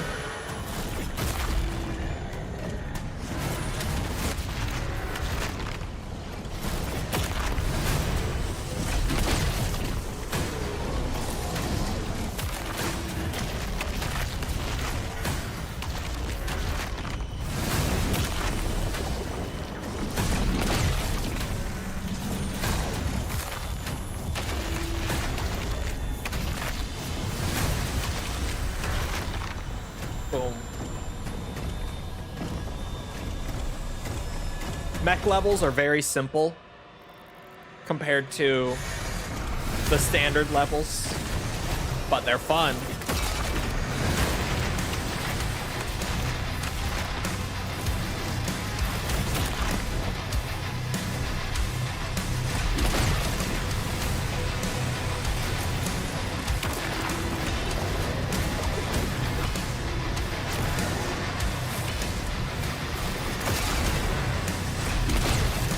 Want to stun all of them. Oh, you did not get stunned. You said fuck the rules.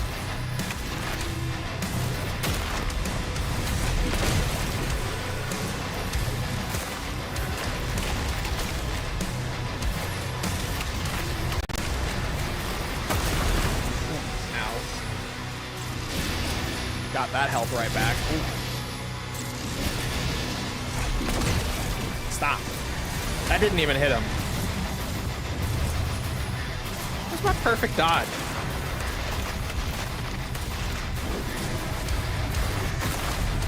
Oh, he's just dead. Fortress is ahead.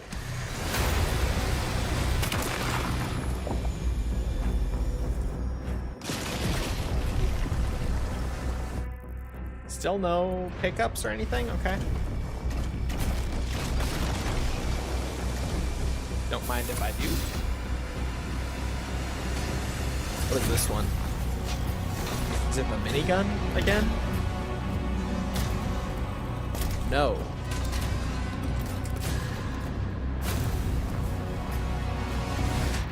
Excuse me, does this have lore? Because hold on. I don't remember if the other mech weapon did. I don't think so. Oh, it's a shotgun. It's like a flat cannon.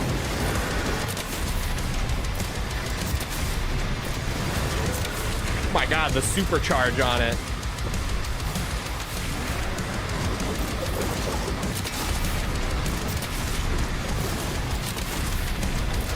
Holy shit, dude.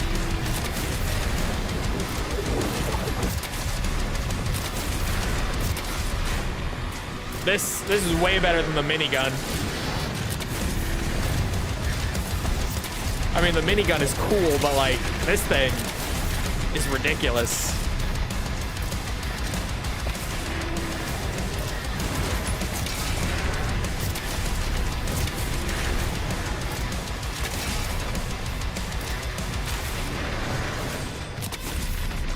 God damn.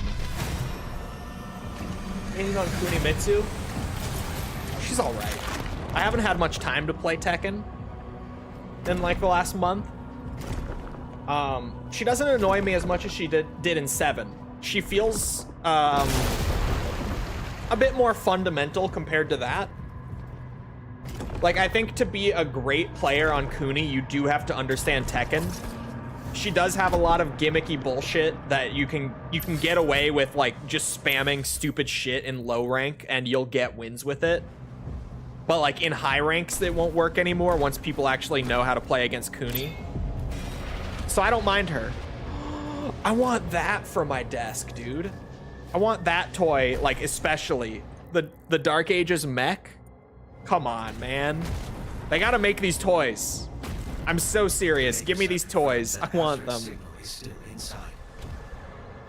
Ooh. Tekken 8 low ranks is a funny neighborhood.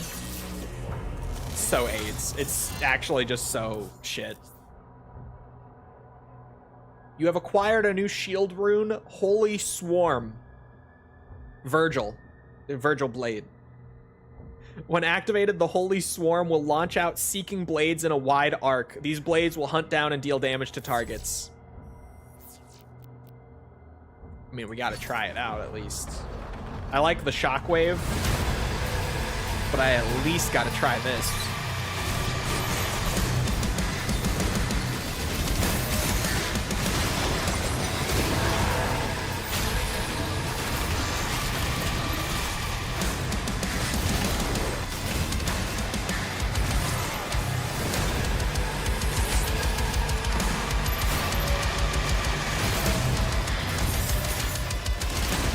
That's pretty sweet.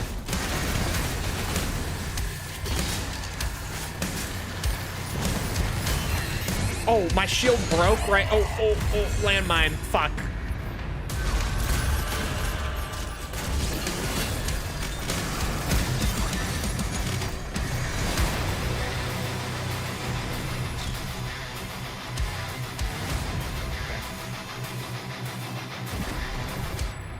Am I missing anything? There's still a bunch of gold and an armor upgrade, so gotta remain vigilant. What? How did I get the parry and it broke?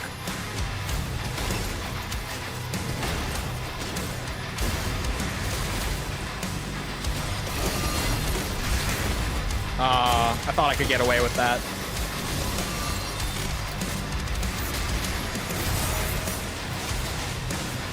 Oh.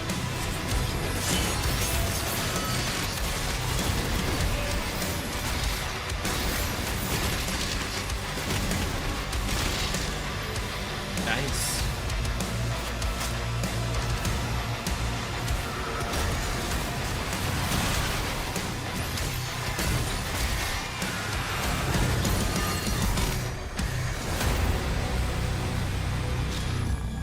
Street Fighter 6 and Fatal Fury are my two mains right now. I am mostly a Tekken guy.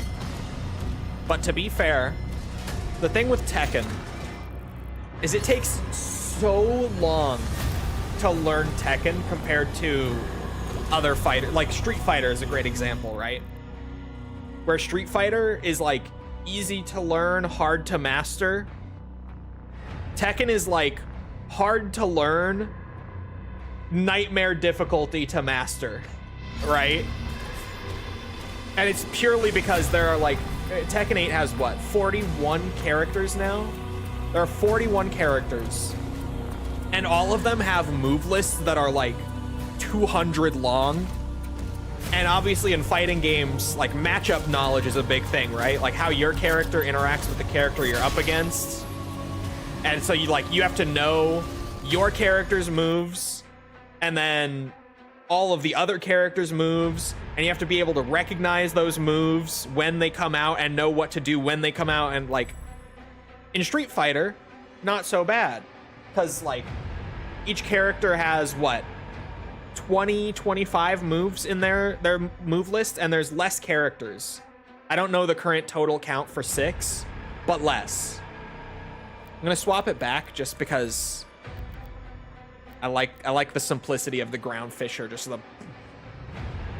stuns everything in front of me. I like it.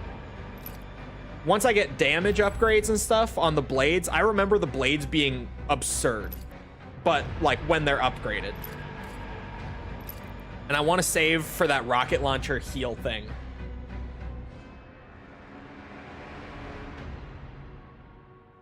But yeah, how many characters does 6 have now? I haven't played Street Fighter 6 in a minute. I love Street Fighter, by the way. Just not in the same way that I love Tekken. And when it comes to Capcom fighters, Marvel vs. Capcom is my jam.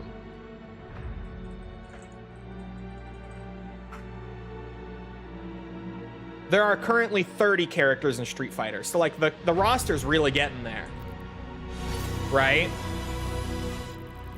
With Street Fighter, but Tekken's still got it beat on roster, and then the move list on every character is insane. Bloated move list in T8, or I'm assuming, is it useful? Depends on the character. Like some characters, I wouldn't say many characters have like an actual bloated move list. But it's more like some characters you can get away with using like 10 of their moves on loop, and like you'll get wins even at high level. Some characters are like you're gonna have to learn all of those moves and when to apply them to get wins. It really it's character by character with Tekken.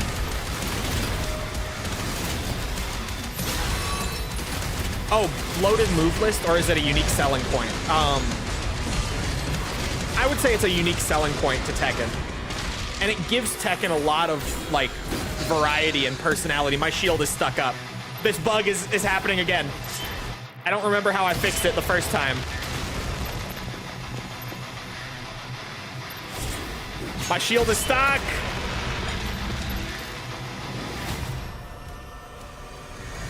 How did I fix it? I remember fixing it somehow. More of a 3D or 2D guy? I was a 2D guy, but like now that I'm big into Tekken, I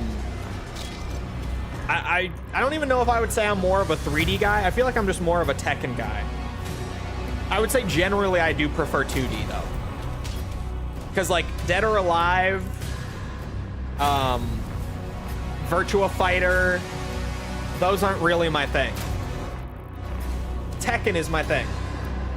And like, I love, like, what's it?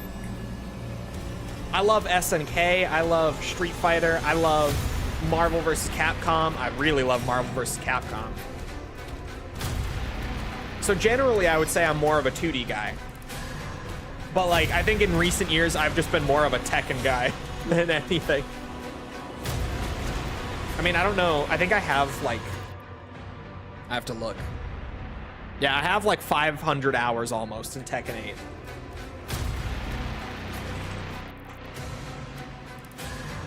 Chat, my shield is like fully stuck.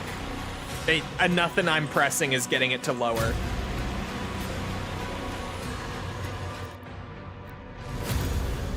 I might just have to restart from checkpoint.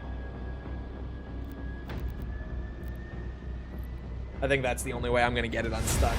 I tried pressing like every button. Okay. I think I got a checkpoint after the combat ended. I need a reason to play more Tekken. That's fair. My reason is like, I always just, with fighting games, I'm a ranked guy. I know some people don't like playing ranked fighting games, and that's totally fair. For me, like the appeal, the core appeal with a fighting game is obviously like fighting other players, but then also the improvement aspect of it. Like the learning and improving over time with each match is what I get into. That's generally something I love in every game. That's just kind of a general game thing for me. You give me a game that's like the same thing over and over on paper, but you slowly learn and get better and it evolves over time, even though it's the same thing. That's like my shit.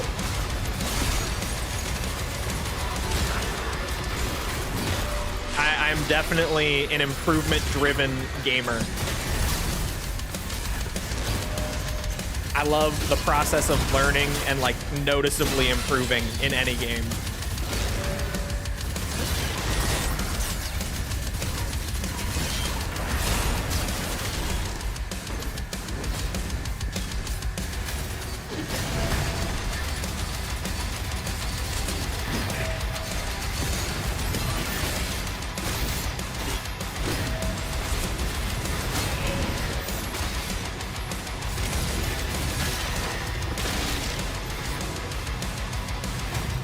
Like, genuinely, I first got into Doom when I was younger because it fascinated me so much from like a game design perspective.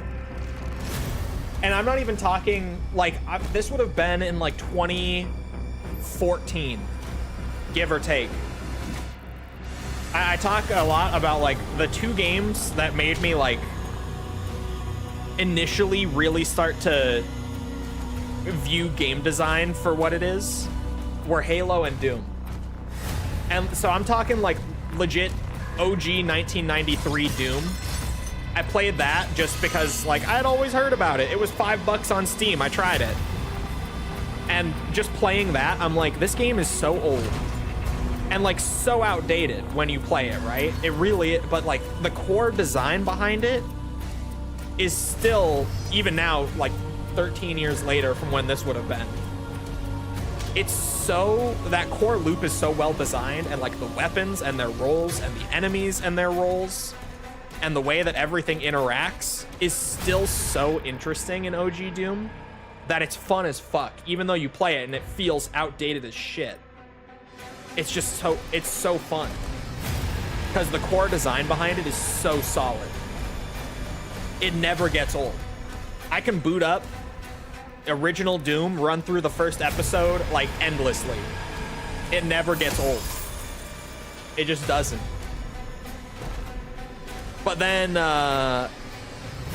with 2016 and Eternal, it started with 2016, but particularly when Eternal came out was when I really got into Doom, because they added Ultra Nightmare in 2016, which was already like a fun challenge for me, and I enjoyed learning the game in that sense and getting better at it.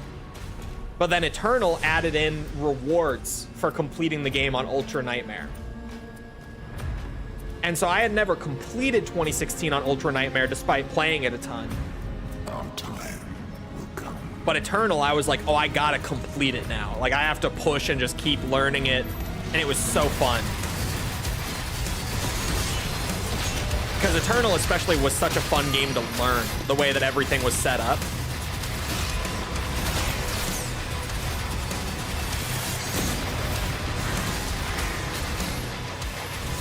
And even Dark Ages, I still haven't done a full Ultra Nightmare completion, but I really want to at some point.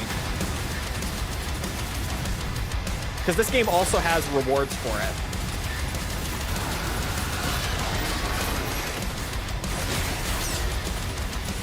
Like, you get skins and stuff that you can run in the game for having completed Ultra Nightmare.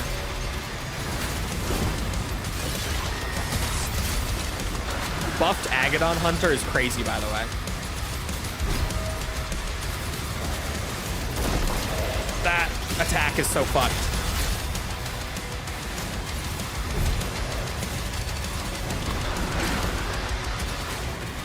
Oh, and you brought a Revenant for good measure. Buffed Agadon Hunter was not enough. Fuck me. But sorry, along with the Ultra Nightmare stuff, the new Doom games having encounter design like this, where they are just so clearly like, yeah, we've taught you how to fight an Agadon Hunter.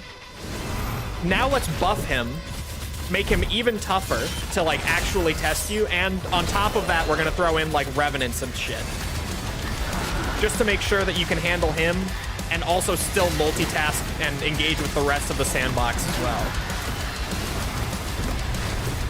New Doom still has like some of the most insane game design when you start looking at what they're doing.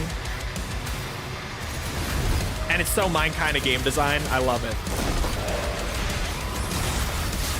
I am very Hugo Martin pilled. When he talks about like his design philosophy and stuff, I just sit there and smile and nod at him the whole time, I feel like.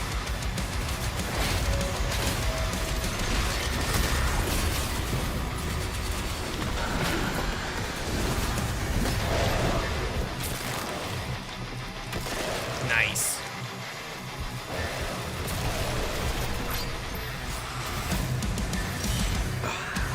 District Creed has called a meeting with me.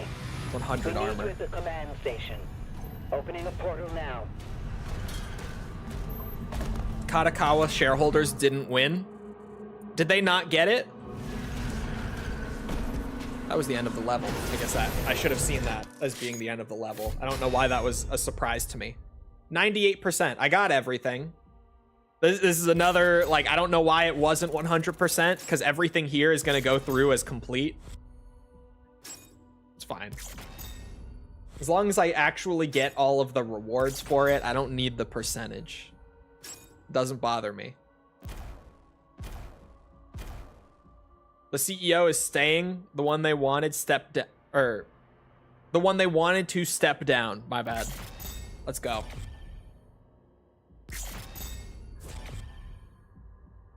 Who just lets FromSoft do their thing, which is base. FromSoft is a company that you should just let do their thing.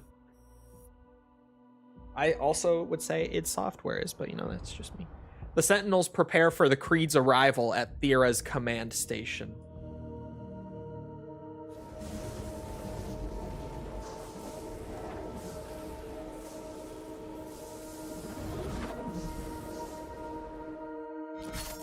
Oh. I was prepared for another great cutscene.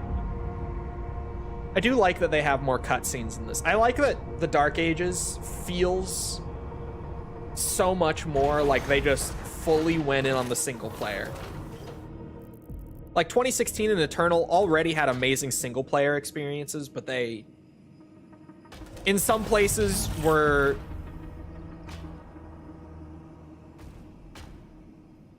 I'm trying to find the right word for it, because they were fantastic, but like, there were places where you could feel that the fact that they didn't just have all hands on board fully working on single player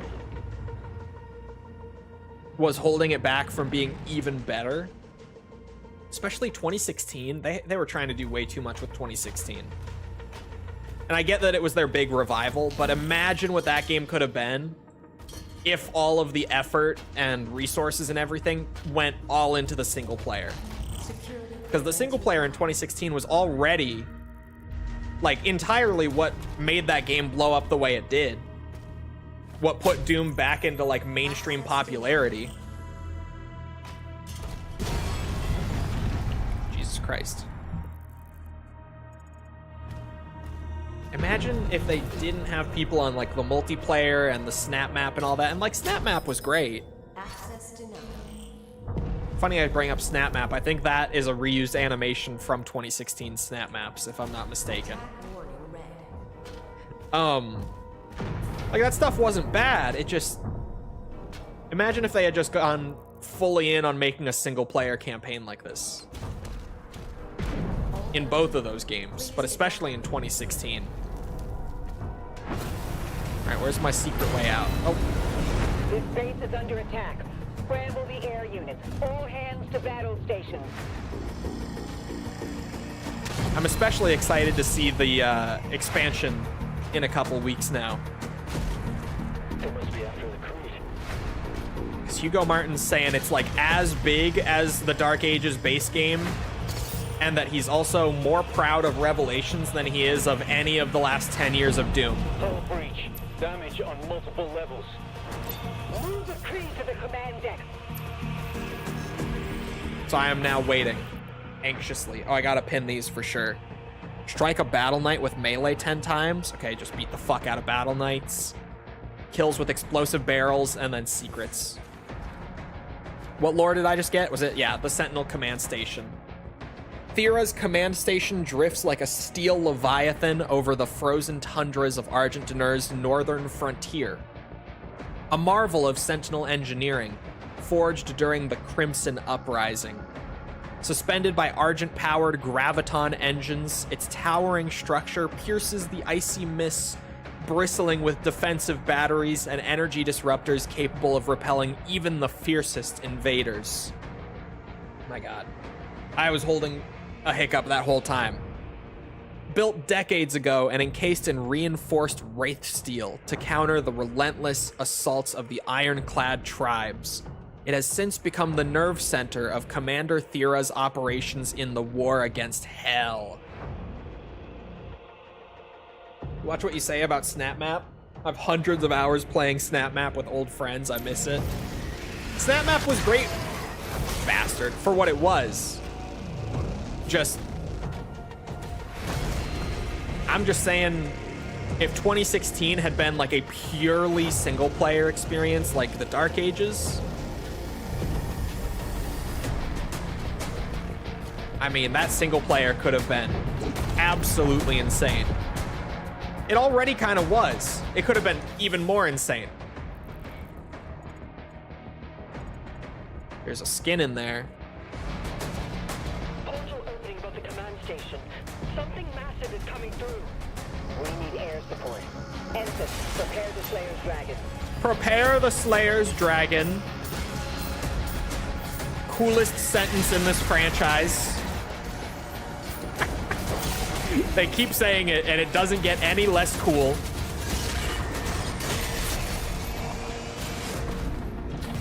Prepare the Slayer's Dragon. There's gold back here, too. Oh, literally just right there. Okay. I guess I'm just leaving now. Plans to increase its components' prices for the next 4 years. I swear, like, as much as there's a RAM shortage, it's also just a lot of greed going on with all that. Like, just straight up, you know, we don't need to keep increasing it further, or increasing it further. But we can. Like, the whole shortage, I feel like, has just kind of shown them that even if they increase it, like, companies especially are still gonna need to buy it. Oh, I need to be using the explosive barrels, that's right.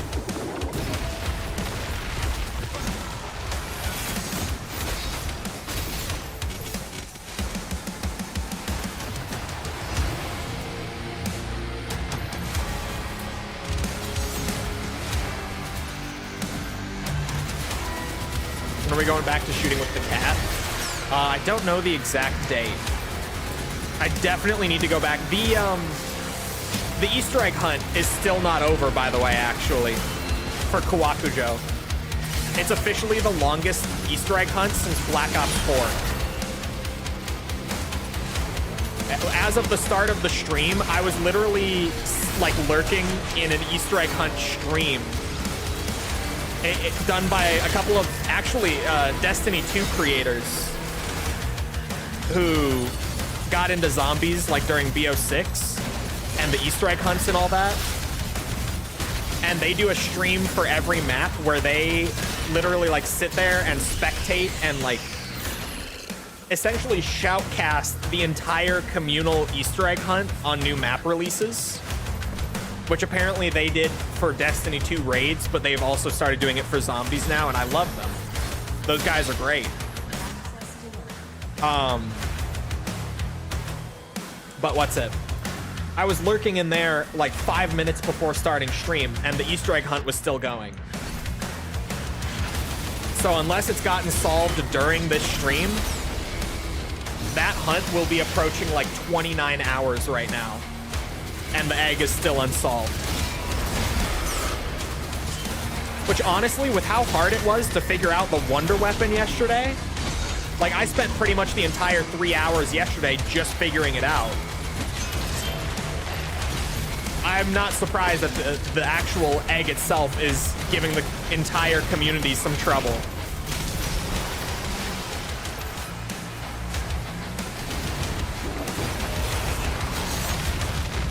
Jesus Christ.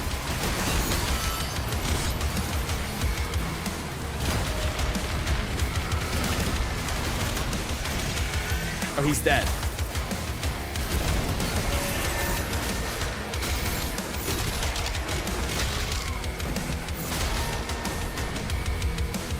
Surprised no data mining. There was a big whoopsie that has been made public now by the people who knew about it before it was fixed. They waited to put it out, actually. They waited to say anything publicly until it was fixed by Treyarch. And they contacted Treyarch directly to get it fixed as soon as possible in a hotfix, and it did get fixed.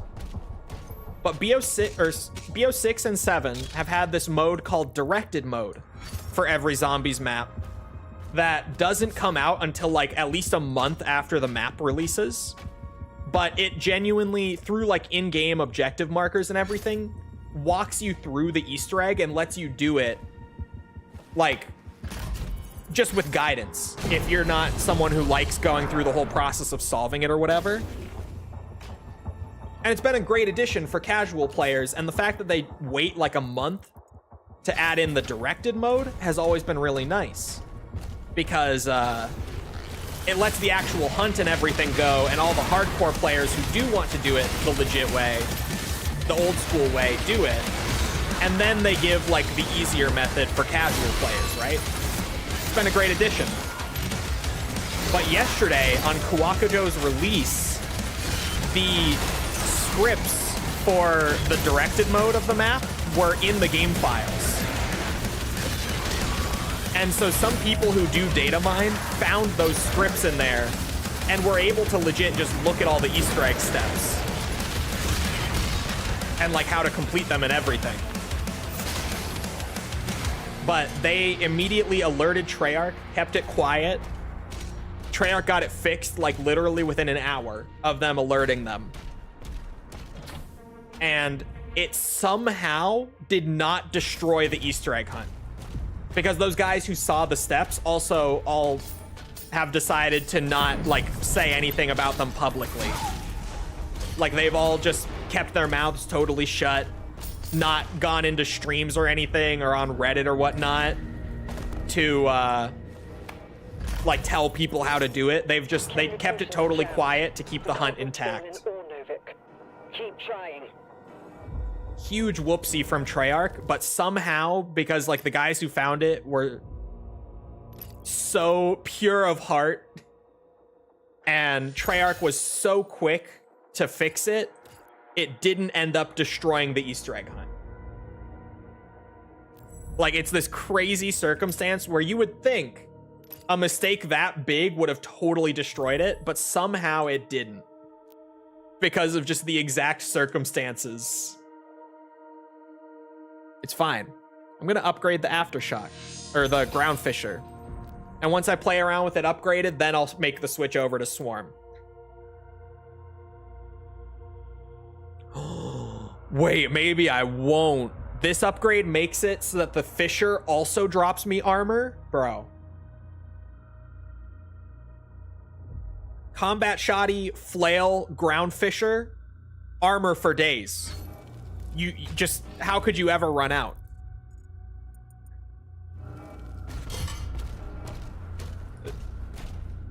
I had my earphones in the entire time and couldn't hear you properly. The game is too loud. You guys keep telling me that the game is good, volume-wise.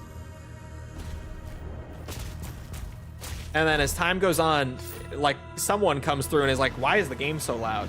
I can't fucking hear you.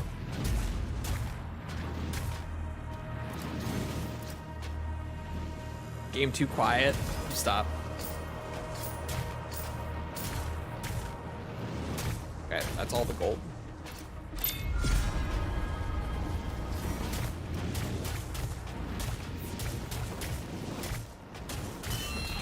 Ow, ow, ow, fuck. There goes my armor. Oh, is that a weapon? For me? Oh. I forgot there were two of them. The Skull Crusher Ravager focuses a hail of bone shards into a tighter spread. The fire rate ramps up over time, allowing for massive damage output at the cost of movement speed. Damaging enemies at close range enhances damage. And it's the second of the Skull Crusher weapons. Hello, Swashplate. How's it going? Excuse me. Bro, it just kills them straight up. Oh. It has a wind up. There we go.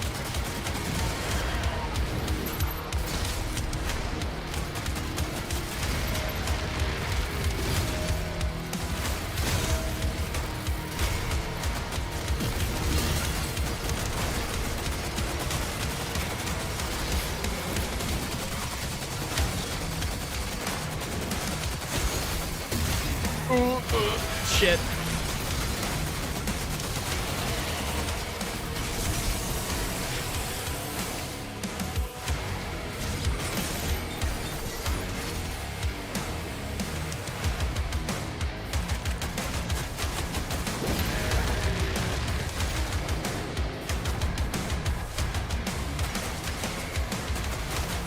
I'd buy this on sale if I wasn't hating AAA studios right now. Ah. A Destiny fan, I see.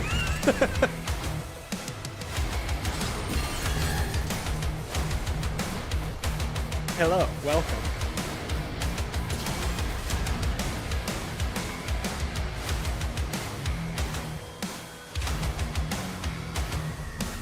I'm just being pretentious. Oh, okay. I tried. Come here, boys. Whoa!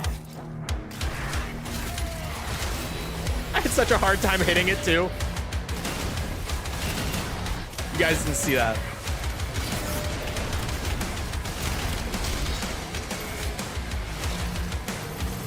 Is it on sale right now? Dark Ages? My brain took a second to catch up on that. Is this game on sale right now?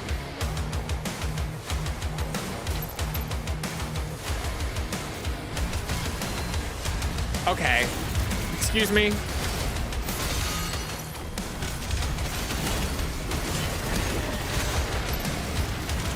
You.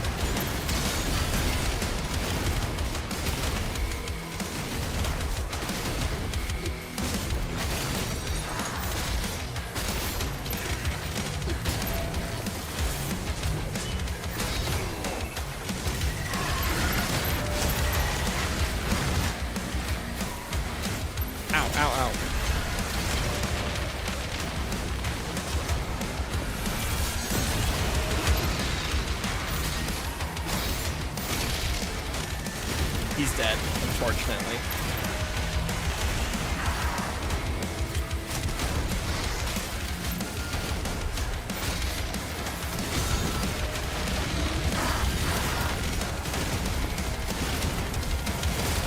$67% off? So what is it, like 20 bucks? Bro, this game for 20 bucks is a steal. I would. I'll be real. But this game for $20 is a total deal.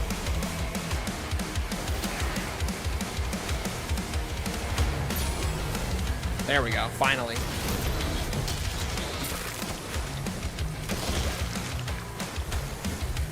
$16.50 here for local pricing, bro. I would. Personally, I absolutely would. This game's got so much meat on the bones. It's not my favorite Doom game, but it's really damn good. And it does have a ton of content, like between all the different weapons. There are so many different weapons and like abilities and stuff. And then, what's it?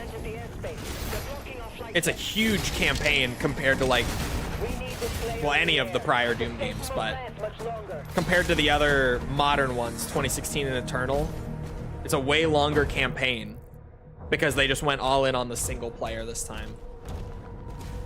They didn't do any like multiplayer modes or co-op modes or anything. They just made a single player game.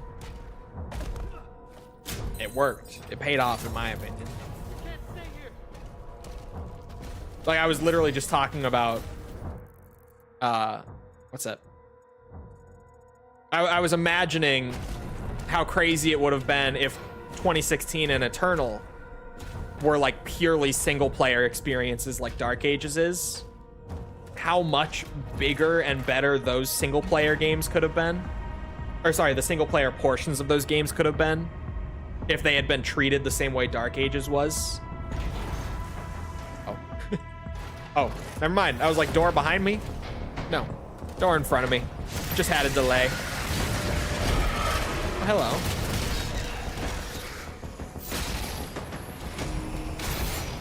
I love the flail. I'm gonna be so real. I know there's still a third melee weapon coming up, but like this flail, man. The armor generation.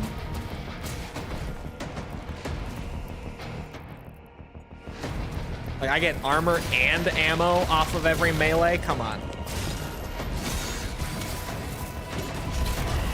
Okay, well that was just fucked up. I just couldn't parry because of the landing.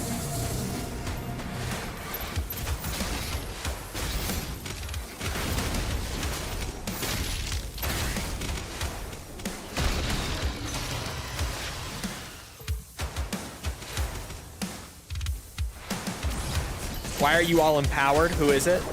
Who is it this time? Oh my god.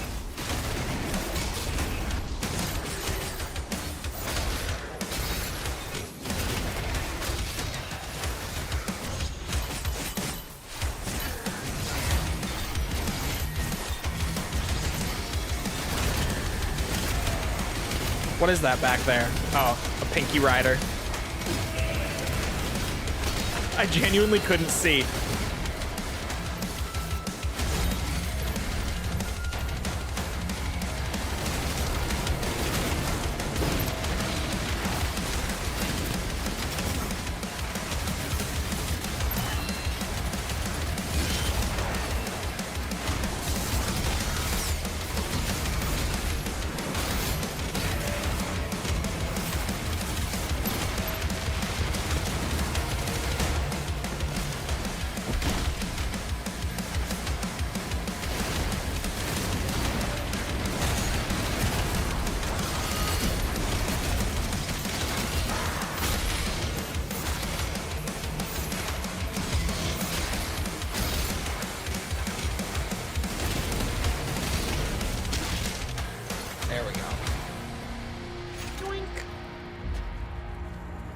DMC2 was the best shooter I ever played, better than Dirge of Cerberus. I'm not even a Final Fantasy fan and I get this joke.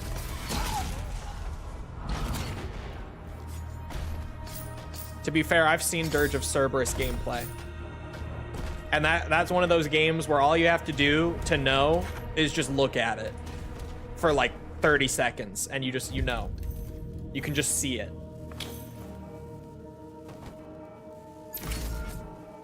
Yellow key card.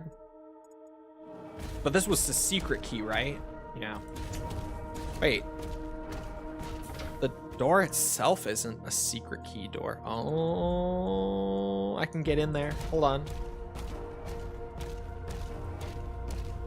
Commander, the rift is getting larger.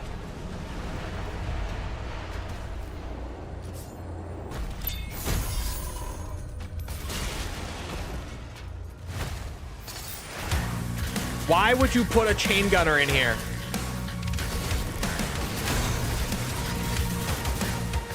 What kind of evil is that?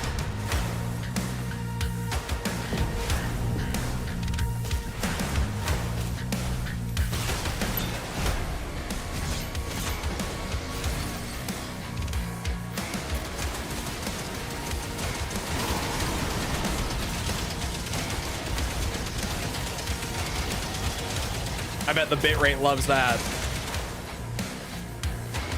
Oh my god, I lost the Nightmare Imp entirely.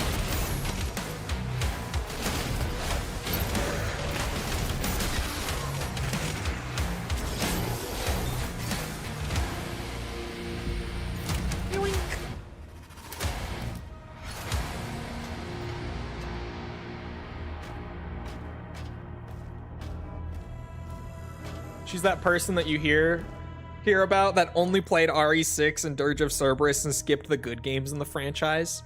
Bro, don't even get me started. Genuinely, like...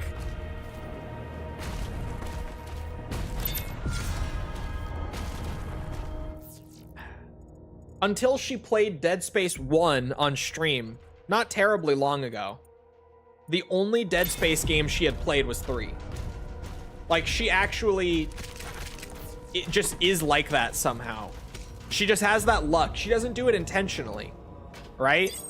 She just has that luck where she has somehow played like the worst game in every franchise and none of the good ones. Like, she played the OG Resident Evil trilogy when she was a baby, but any time past her being 5 years old, like, the only RE games she played are actually 5 and 6. Like, those are the only two she's played since. And even then, she doesn't really remember the OG RE games because she was like 5 or younger.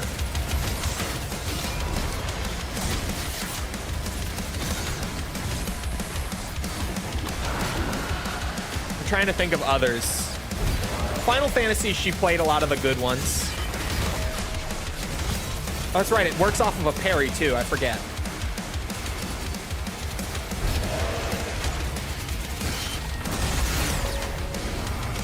Oh, I just lost all my armor.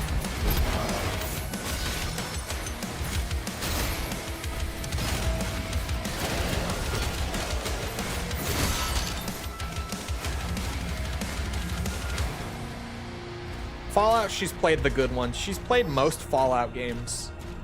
I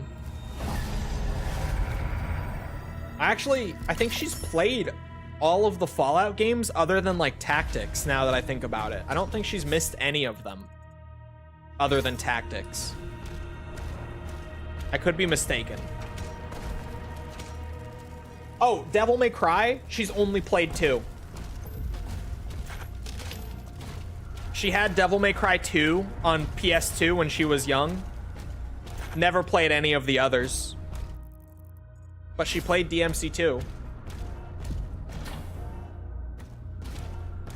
How do I get there?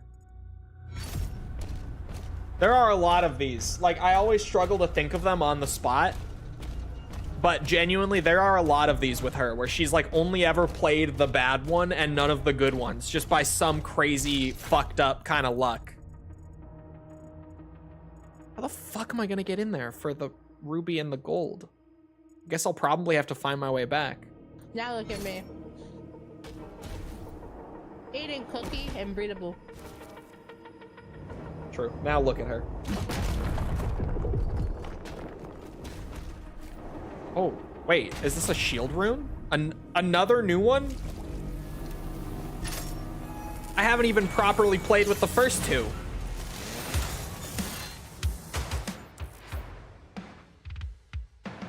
Auto turret. When activated, a shoulder mounted auto turret is summoned to fire at your enemies for a short time. It will automatically select targets closest to where you are aiming.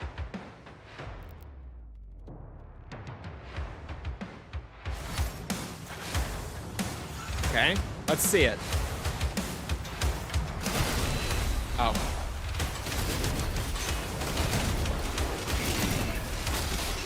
You I have to beat the shit out of. There. I got my melee challenge done.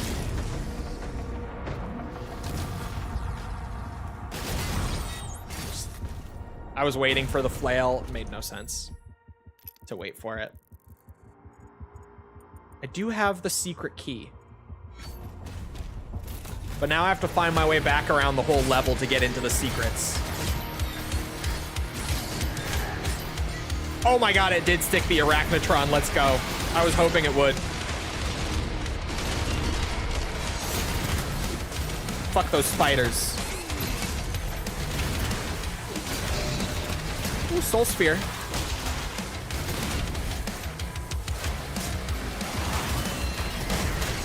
Ow.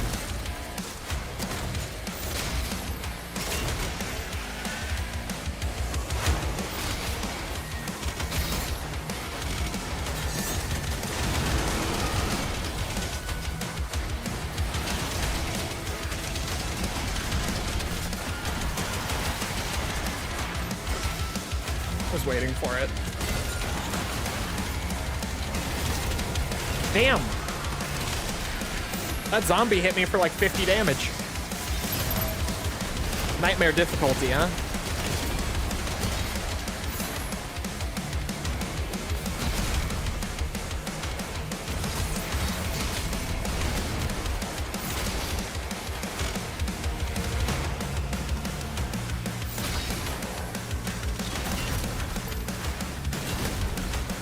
The drums in this song are ridiculous. In the best way. Good ridiculous.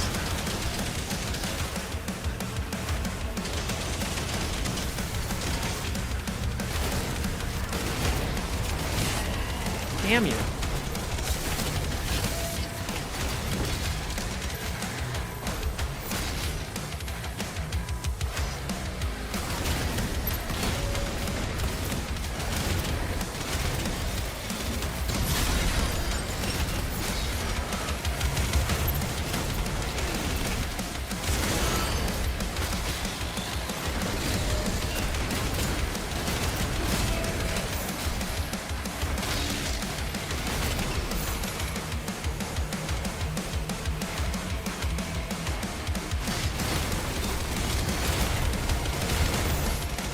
Didn't mean to kill him that fast.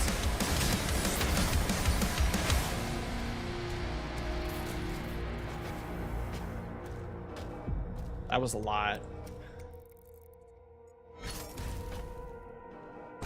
It's wild that False dropped Mass Effect after 1. False and I will, at some point in our lives, get back to Mass Effect. She can't avoid it. Even if she doesn't want to play them like as a single player thing, just herself, if she doesn't want to stream them, you know, whatever. Like someday it could maybe be one of those things where like just on the couch or something, like I could put my laptop in the TV and whatnot. And like I could just play it, but like we could do the story decisions and whatnot, dialogue, whatever, together, something like that. We'll get to it at some point, somehow. She can't avoid it forever. I'm doing the armor drop off the ground fisher and going back to that. Absolutely. Oh, and then this is just gold too. Nice. Are all of the shield rune upgrades just gold? I can't see the bottom ones for them. The size and damage of ground fisher is increased. Oh my god, it splits out 3. Bro, ground fisher might actually be goated. Oh wait, I had a wraithstone still. My bad. I kind of like the idea of the accelerator max upgrade. It accelerates even more and does even more damage when it does. I'll go back to accelerator for a little bit. Get some use out of that.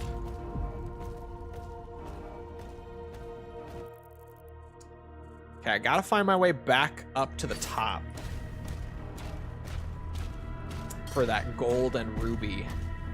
Doesn't really count that way. I feel like it does. I feel like it does count that way. God, how did I get up there?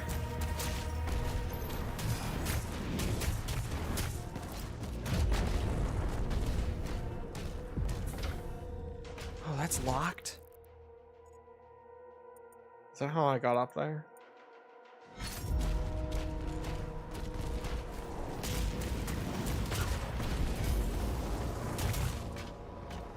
Don't tell me I missed some. There's no way though, because like I couldn't go back when I was up top either, so I can't have missed it. Let me try going back this way.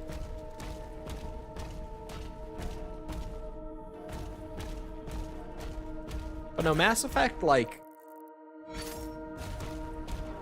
Mass Effect is what every Telltale game wishes it could fucking be, right? It's like a choose your own adventure game with a crazy branching story, but like it also actually has gameplay. Crazy concept to some, I know.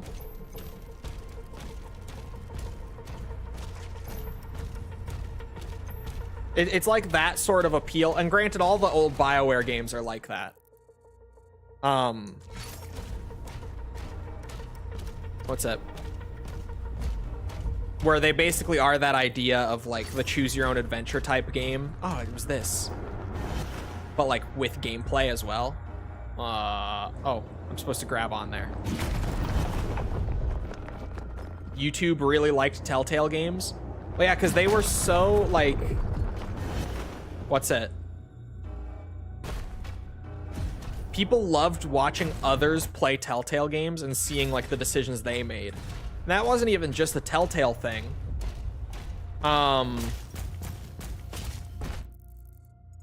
That was also Dispatch, when that just came out recently, also blew up to like the same extent with like Let's Plays and whatnot. Because people just like watching people play the same game they did. Oh, YouTube killed Telltale Games. My bad. Liked. Yeah, I could see that. I could see that. I said it before, where I was like, you really can get the same experience of playing a Telltale game by just watching it on YouTube. And it's true.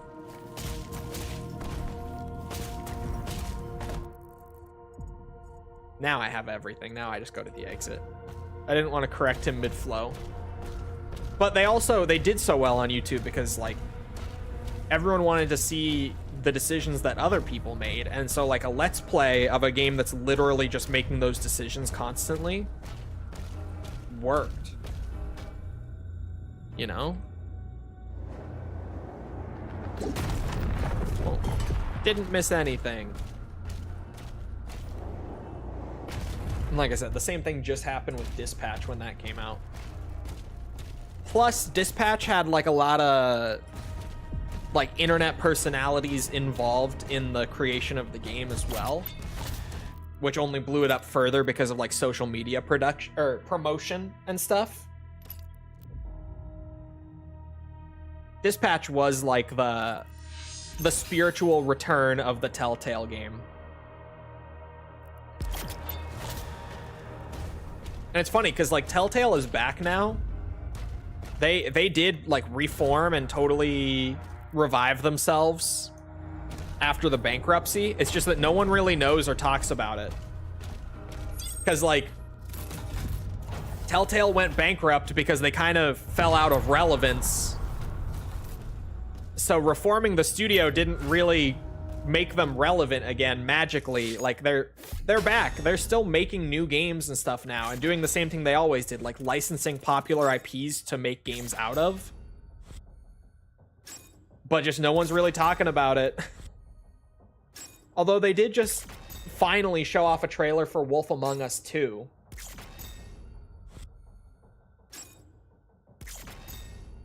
That also, like, everyone looked at it and was like, oh my god, Wolf Among Us from Telltale, and then forgot that that trailer even got shown.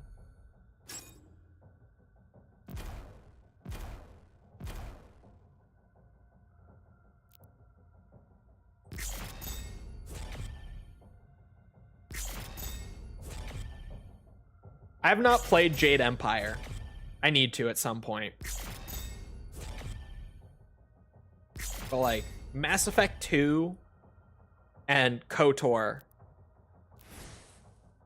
are like the goated BioWare games. And Dragon Age Origins would be like my number 3. Actually, no, Mass Effect 3 would probably still be my number 3, even with the ending and all that drama. Probably is still my number 3, to be honest. I probably still like Mass Effect 3 more than any Dragon Age game.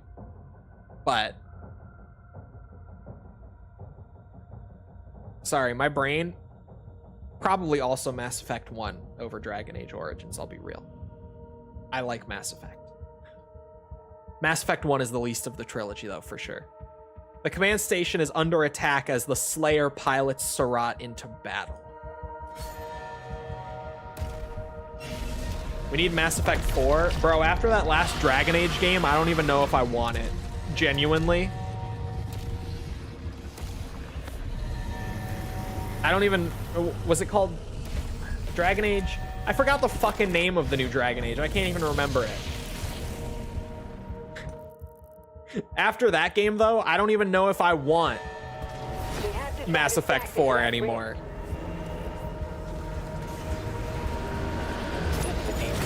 Energy readings are all wrong. I just clipped straight through a fucking battleship or something. Veilguard, thank you. Take them out.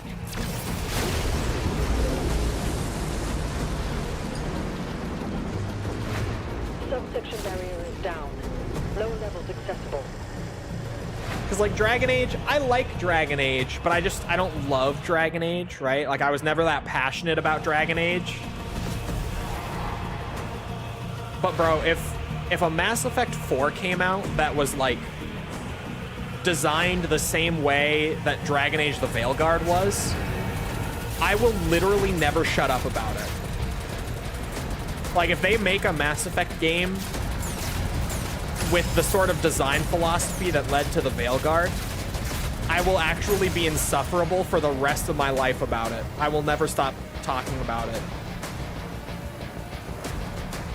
I won't.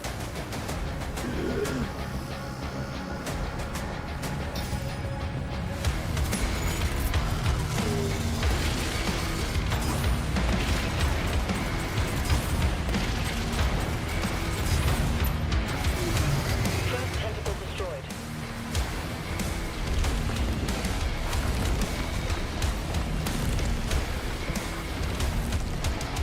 That is a giant sky portal tentacle. And I'm only now just noticing.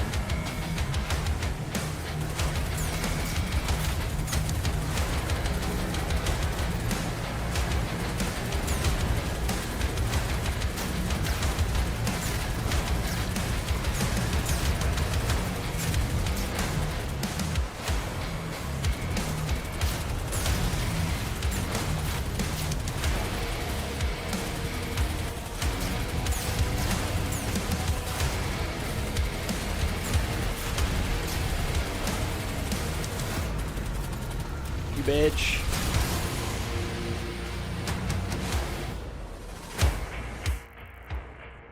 Trying to get a look at the map. It's as zoomed out as it can be. Oh my god, are there challenges? Oh, I completed both of them. Destroy 2 Hellfighter ships and perform a perfect dodge 5 times. I am just a gamer, clearly.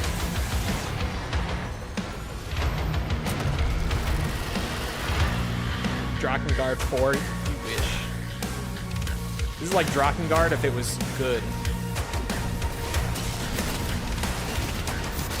Had good combat outside of the dragon and on the dragon. And good music. And good lore. And basically if it did all the Drakengard things good.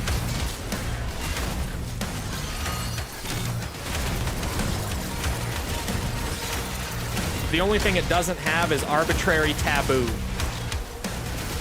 Other than that, it's basically just a good Drakengard game. Totally. Yep.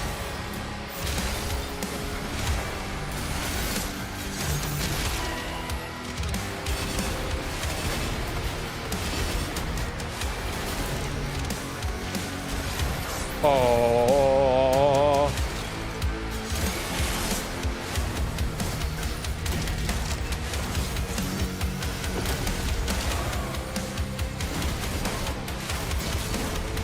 The crazy Dark Ages Cacodemon has appeared.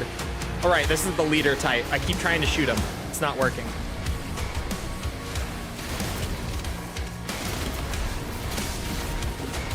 Oop, shit.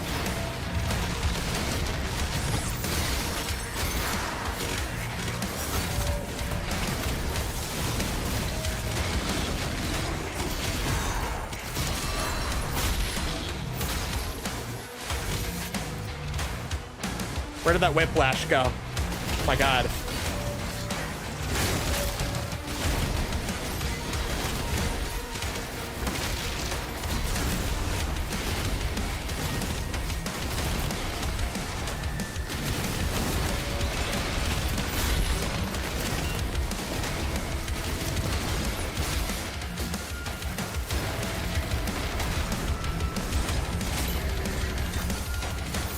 Oops. Oh my god, an Agadon Hunter. Why the fuck not, right? Yeah, just throw shit in there, why don't you? Actually?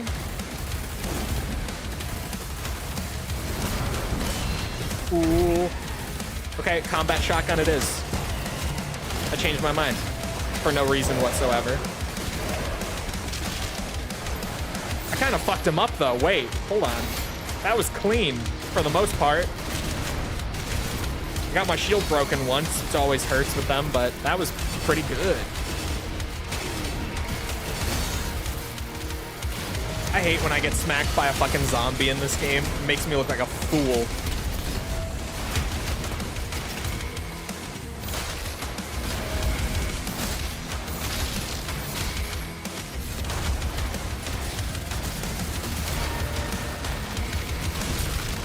What do you have? Give me.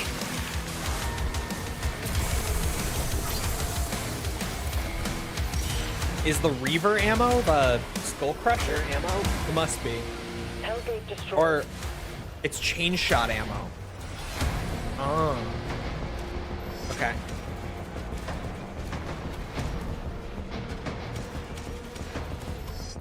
So if that was a Hellgate, and there's two, like, upgrades, there's another max armor upgrade in this level.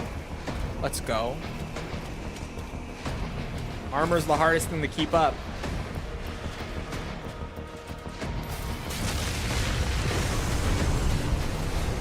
Need my questionable trauma, please and thank. Not questionable, just arbitrary.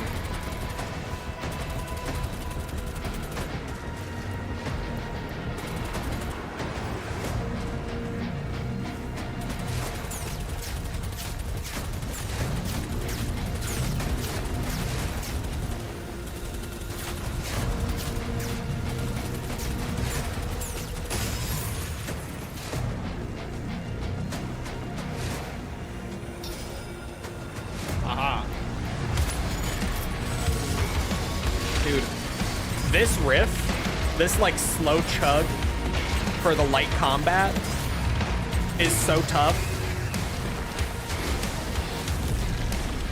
It's so good.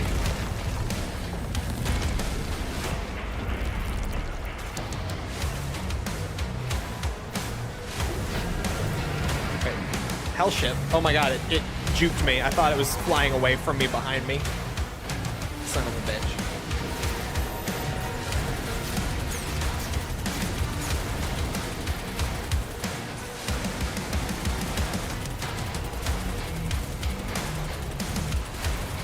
Am I not hitting him?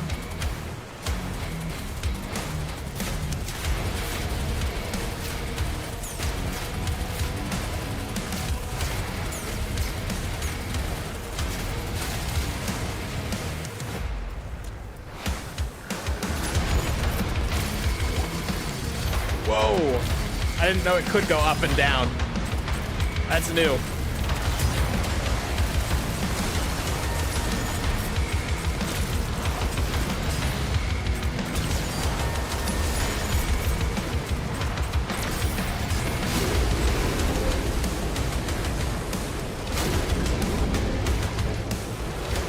I'm telling you, it's pretty tough. This track is, it's no like crazy blasting Mick Gordon track, but like, come on.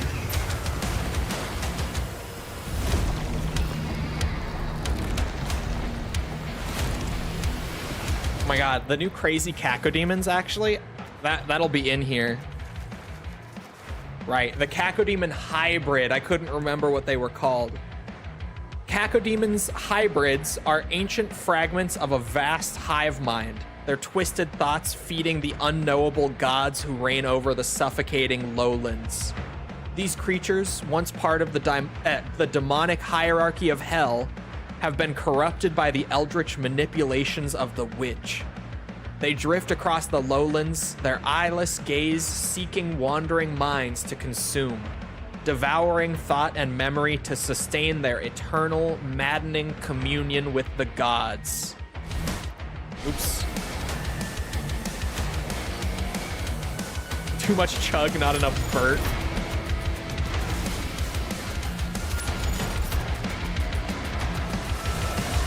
Oh, what the fuck are you doing?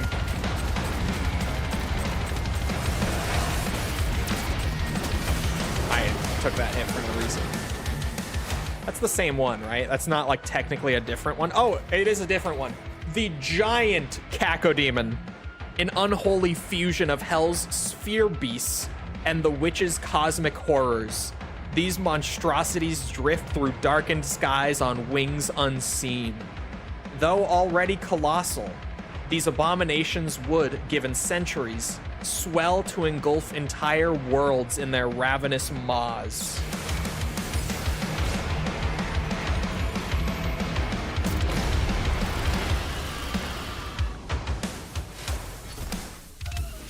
Hello, I'm here to shut down another Hellgate.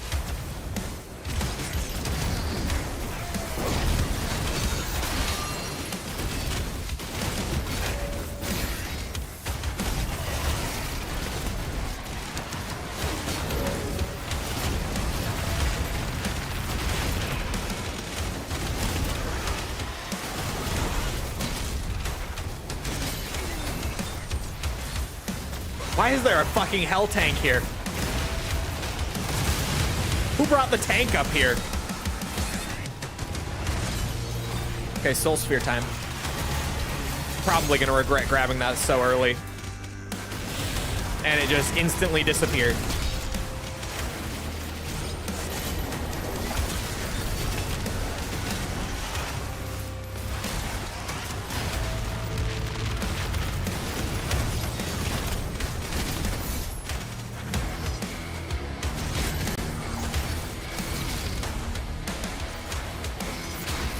Those bends in there are so good too.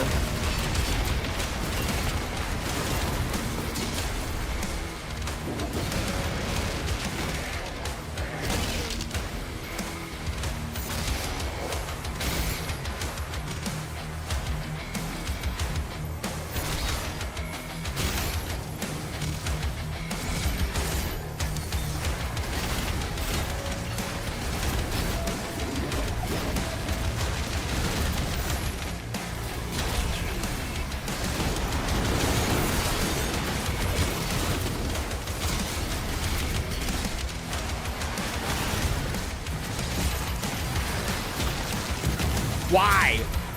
Oh my god, why?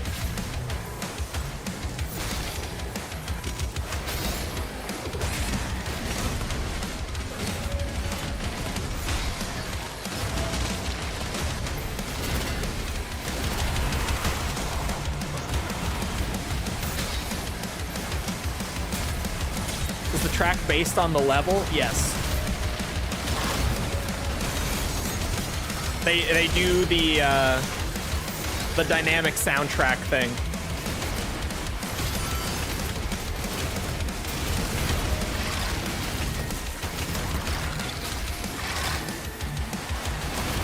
Yeah, more Revenants was what I was actually hoping for. Thank you, id. At least that was quick. What's the level? I don't know the name of this one. I don't. Could I? No. Oh, he meant track names? No. No, they don't name them after the levels. No, my bad.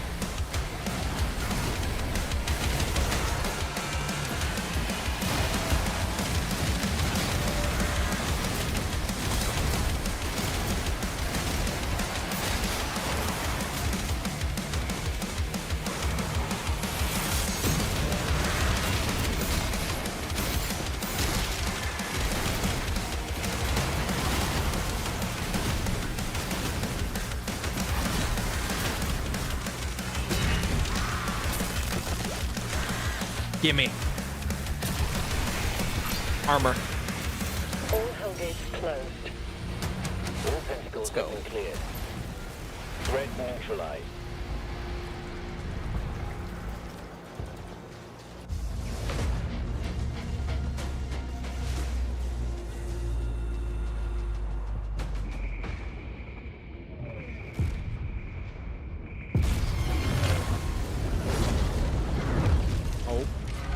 So much for that.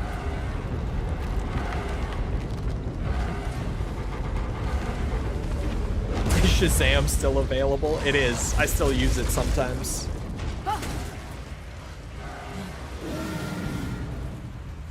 Big weld.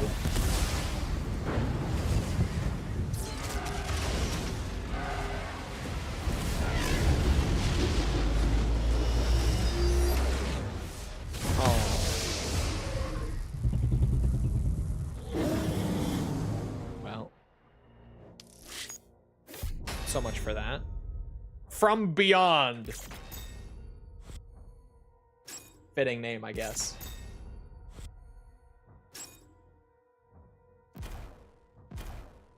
I love that guy, what's his, the Creed maker Creed